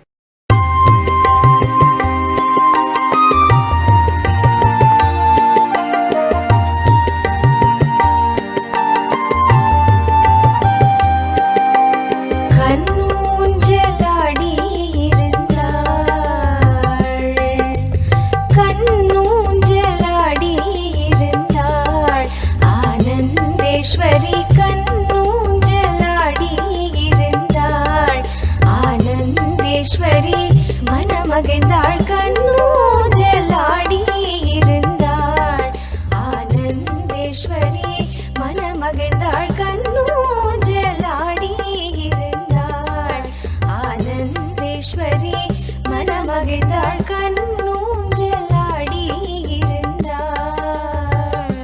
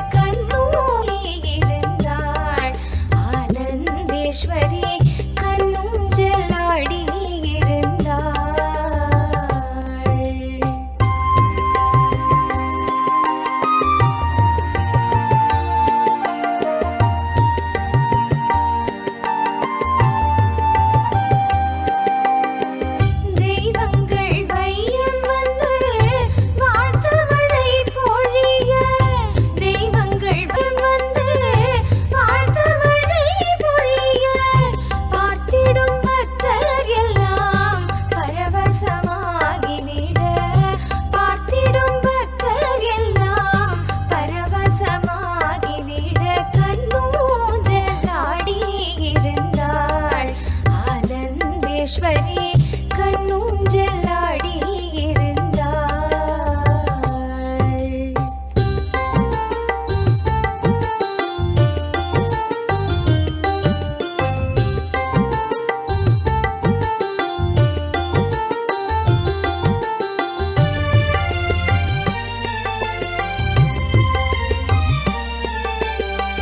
வையத்தில் வாழும் முறை விளக்கிடவே இந்த வையத்தில் வாழும் முறை விளக்கிடவே இந்த கல்யாண வைபவமோ காணக்கோடி கண் வேண்டுமோ கல்யாண வைபவமோ காணக்கோடி கண் வேண்டுமோ கண்ணூஞ்சலாடி இருந்தாள் ஆனந்தேஸ்வரி கண்ணூஞ்சலாடி இருந்தாள்.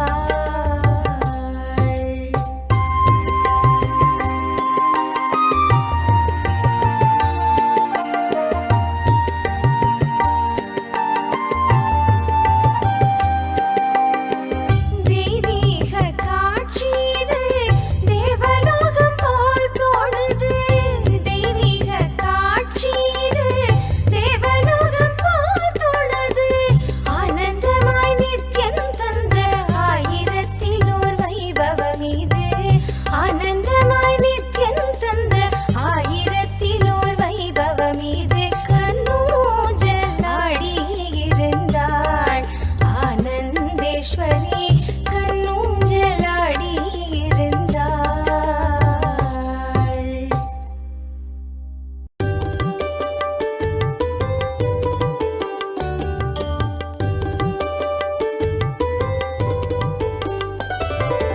ஆனந்த ஊஞ்சலில் ஆடினாள் ஆனந்தேஸ்வரநாதனுடன். ஆனந்த ஊஞ்சலில் ஆடினாள் ஆனந்தேஸ்வரநாதனுடன். ஆனந்த ஊஞ்சலில் ஆடினாள் ஆனந்தேஸ்வரநாதனுடன்.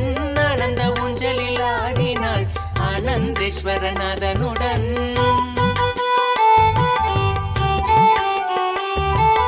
வேத கோஷங்கள் முழங்கிட விண்ணோர் மன்னோர் மகிழ்ந்திட. வேத கோஷங்கள் முழங்கிட விண்ணோர் மன்னோர் மகிழ்ந்திட. நாரதன் தும்புரு மீட்டிட நானிலம் முழுதும் ஆடிட. நாரதன் தும்புரு மீட்டிட நானிலம் முழுதும் ஆடிட. ஆனந்த ஊஞ்சலில் ஆடினாள் ஆனந்தேஸ்வரநாதனுடன். ஆனந்த ஊஞ்சலில் ஆடினாள் ஆனந்தேஸ்வரநாதனுடன்.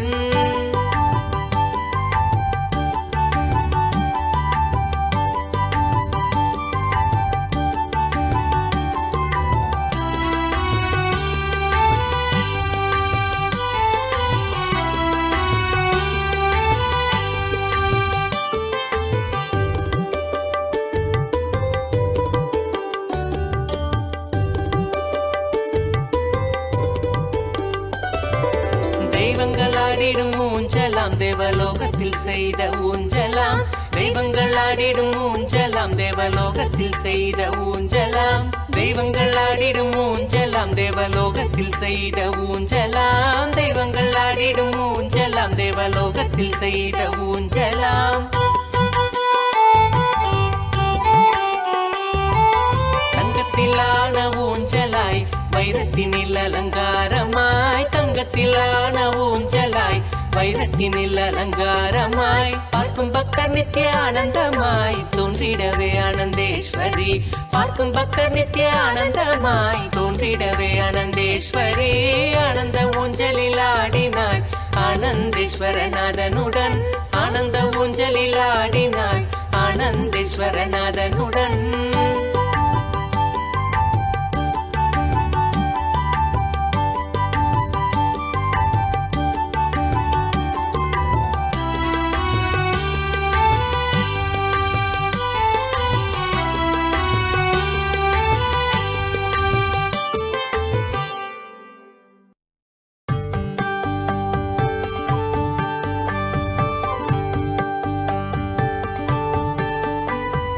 ஆனந்த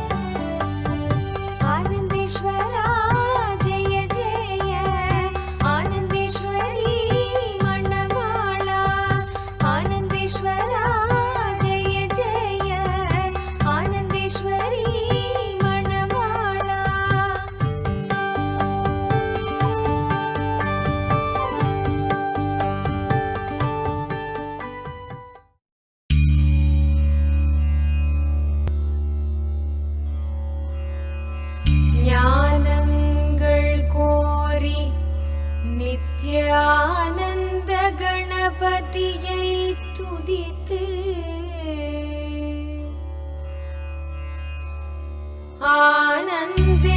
ஆனந்தேஸ்வரரையும் ஆனந்தேஸ்வரியையும் வர்ணித்து ஆனந்தேஸ்வரி கல்யாண வைபோகமே ஆனந்தேஸ்வரி கல்யாண வைபோகமே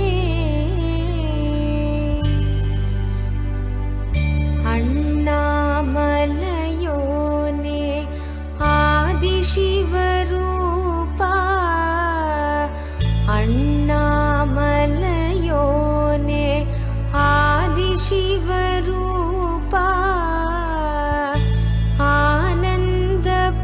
ஆனந்தபுரியமர்ந்து ஞானம் தரும் சீலா ஆனந்தேஸ்வரா ஆனந்தேஸ்வரி கல்யாண வைபோகமே ஆனந்தேஸ்வரி கல்யாண வைபோகமே ஆனந்தேஸ்வரி கல்யாண வைபோகமே ஆனந்தேஸ்வரி கல்யாண வைபோகமே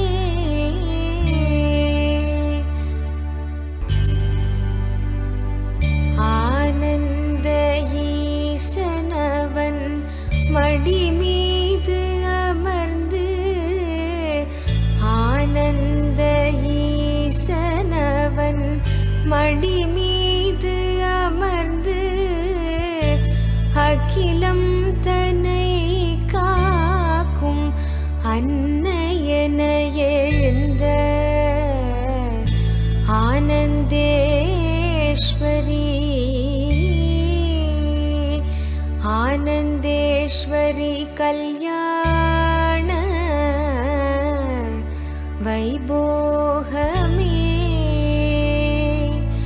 ஆனந்தேஸ்வரி கல்யாண வைபோகமே ஆனந்தேஸ்வரி கல்யாண வைபோகமே ஆரி கல்யாண வைபோகமே வாழையடி வாழையன ஞான குலம் தழைக்க வாழையடி வாழையன ஞான குலம் தழைக்க குலையோடு வாழை மரம் பந்தலிலே பூட்ட ஆனந்தேஸ்வரி ஆனந்தேஸ்வரி கல்யாண வைபோகமே ஆனந்தேஸ்வரி கல்யாண வைபோகமே ஆனந்தேஸ்வரி கல்யாண வைபோகமே ஆனந்தேஸ்வரி கல்யாண வைபோகமே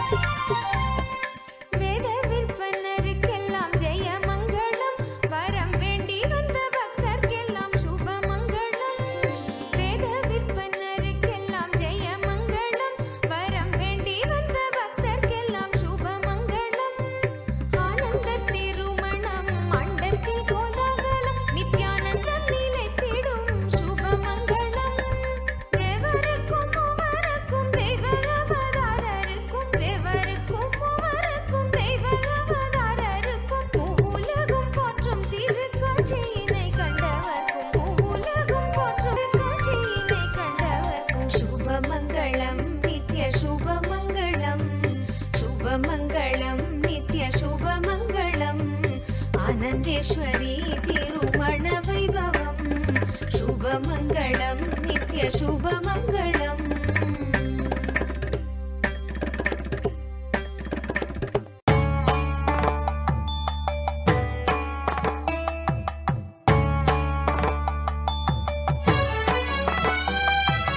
மாலை சாற்றினாள் தேவி ஆனந்தேஸ்வரி மாலை சாற்றினாள் தேவி ஆனந்தேஸ்வரி ஆனந்தேசன் பொன் கழுத்தில் அன்பினோடு தேவியும் ஆனந்தேசன் பொன் கழுத்தில் அன்பினோடு தேவியும் வையகம் காத்திடும் மாமலர் கரத்தினார் வையகம் காத்திடும் மாமலர் கரத்தினார் மாலை சாற்றினாள் தேவி ஆனந்தேஸ்வரி மாலை சாற்றினாள் தேவி ஆனந்தேஸ்வரி ஆனந்தேசன் பொன் கழுத்தில் அன்பினோடு தேவியும் ஆனந்தேசன் பொன் கழுத்தில் அன்பினோடு தேவியும்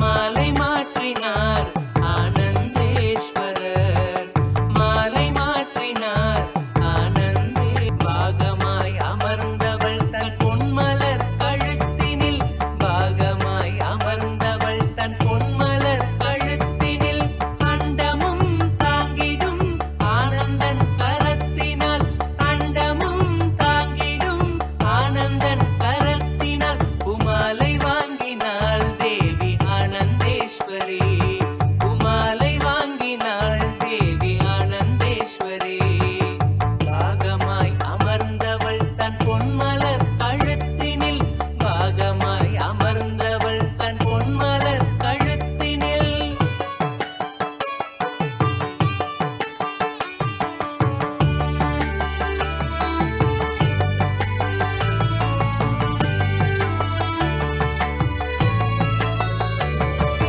ரத்த சந்தனம் கோத்த சக்தி மாலையாம் ரத்த சந்தனம் கோத்த சக்தி மாலையாம் சக்தியோடு பக்தியும் அளிக்கும் தெய்வ மாலையாம் சக்தியோடு பக்தியும் அளிக்கும் தெய்வ மாலையாம் நித்யானந்தம் கொண்டாடியே தேவியும் கரத்தினார் நித்யானந்தம் கொண்டாடியே தேவியும் கரத்தினார் மாலை சாற்றினாள் தேவி ஆனந்தேஸ்வரி மாலை சாற்றினாள் தேவி ஆனந்தேஸ்வரி ஆனந்தேசன் பொன் கழுத்தில் அன்பினோடு தேவியும் ஆனந்தேசன் பொன் கழுத்தில் அன்பினோடு தேவியும்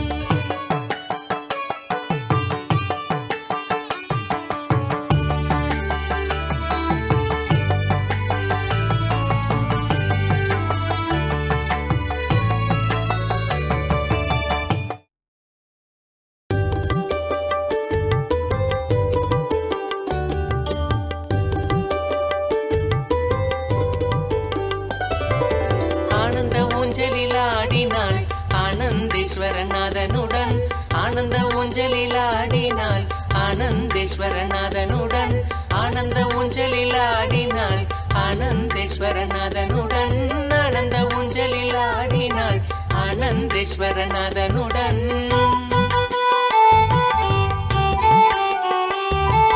வேத கோஷங்கள் முழங்கிட விண்ணோர் மன்னோர் மகிழ்ந்திட வேத கோஷங்கள் முழங்கிட விண்ணோர் மன்னோர் மகிழ்ந்திட நாரதன் தும்புரு மீட்டிட நானிலம் முழுதும் ஆடிட நாரதன் தும்புரு மீட்டிட நானிலம் முழுதும் ஆடிட ஆனந்த ஊஞ்சலில் ஆடினாள் ஆனந்தேஸ்வரநாதனுடன் ஆனந்த ஊஞ்சலில் ஆடினாள் ஆனந்தேஸ்வரநாதனுடன்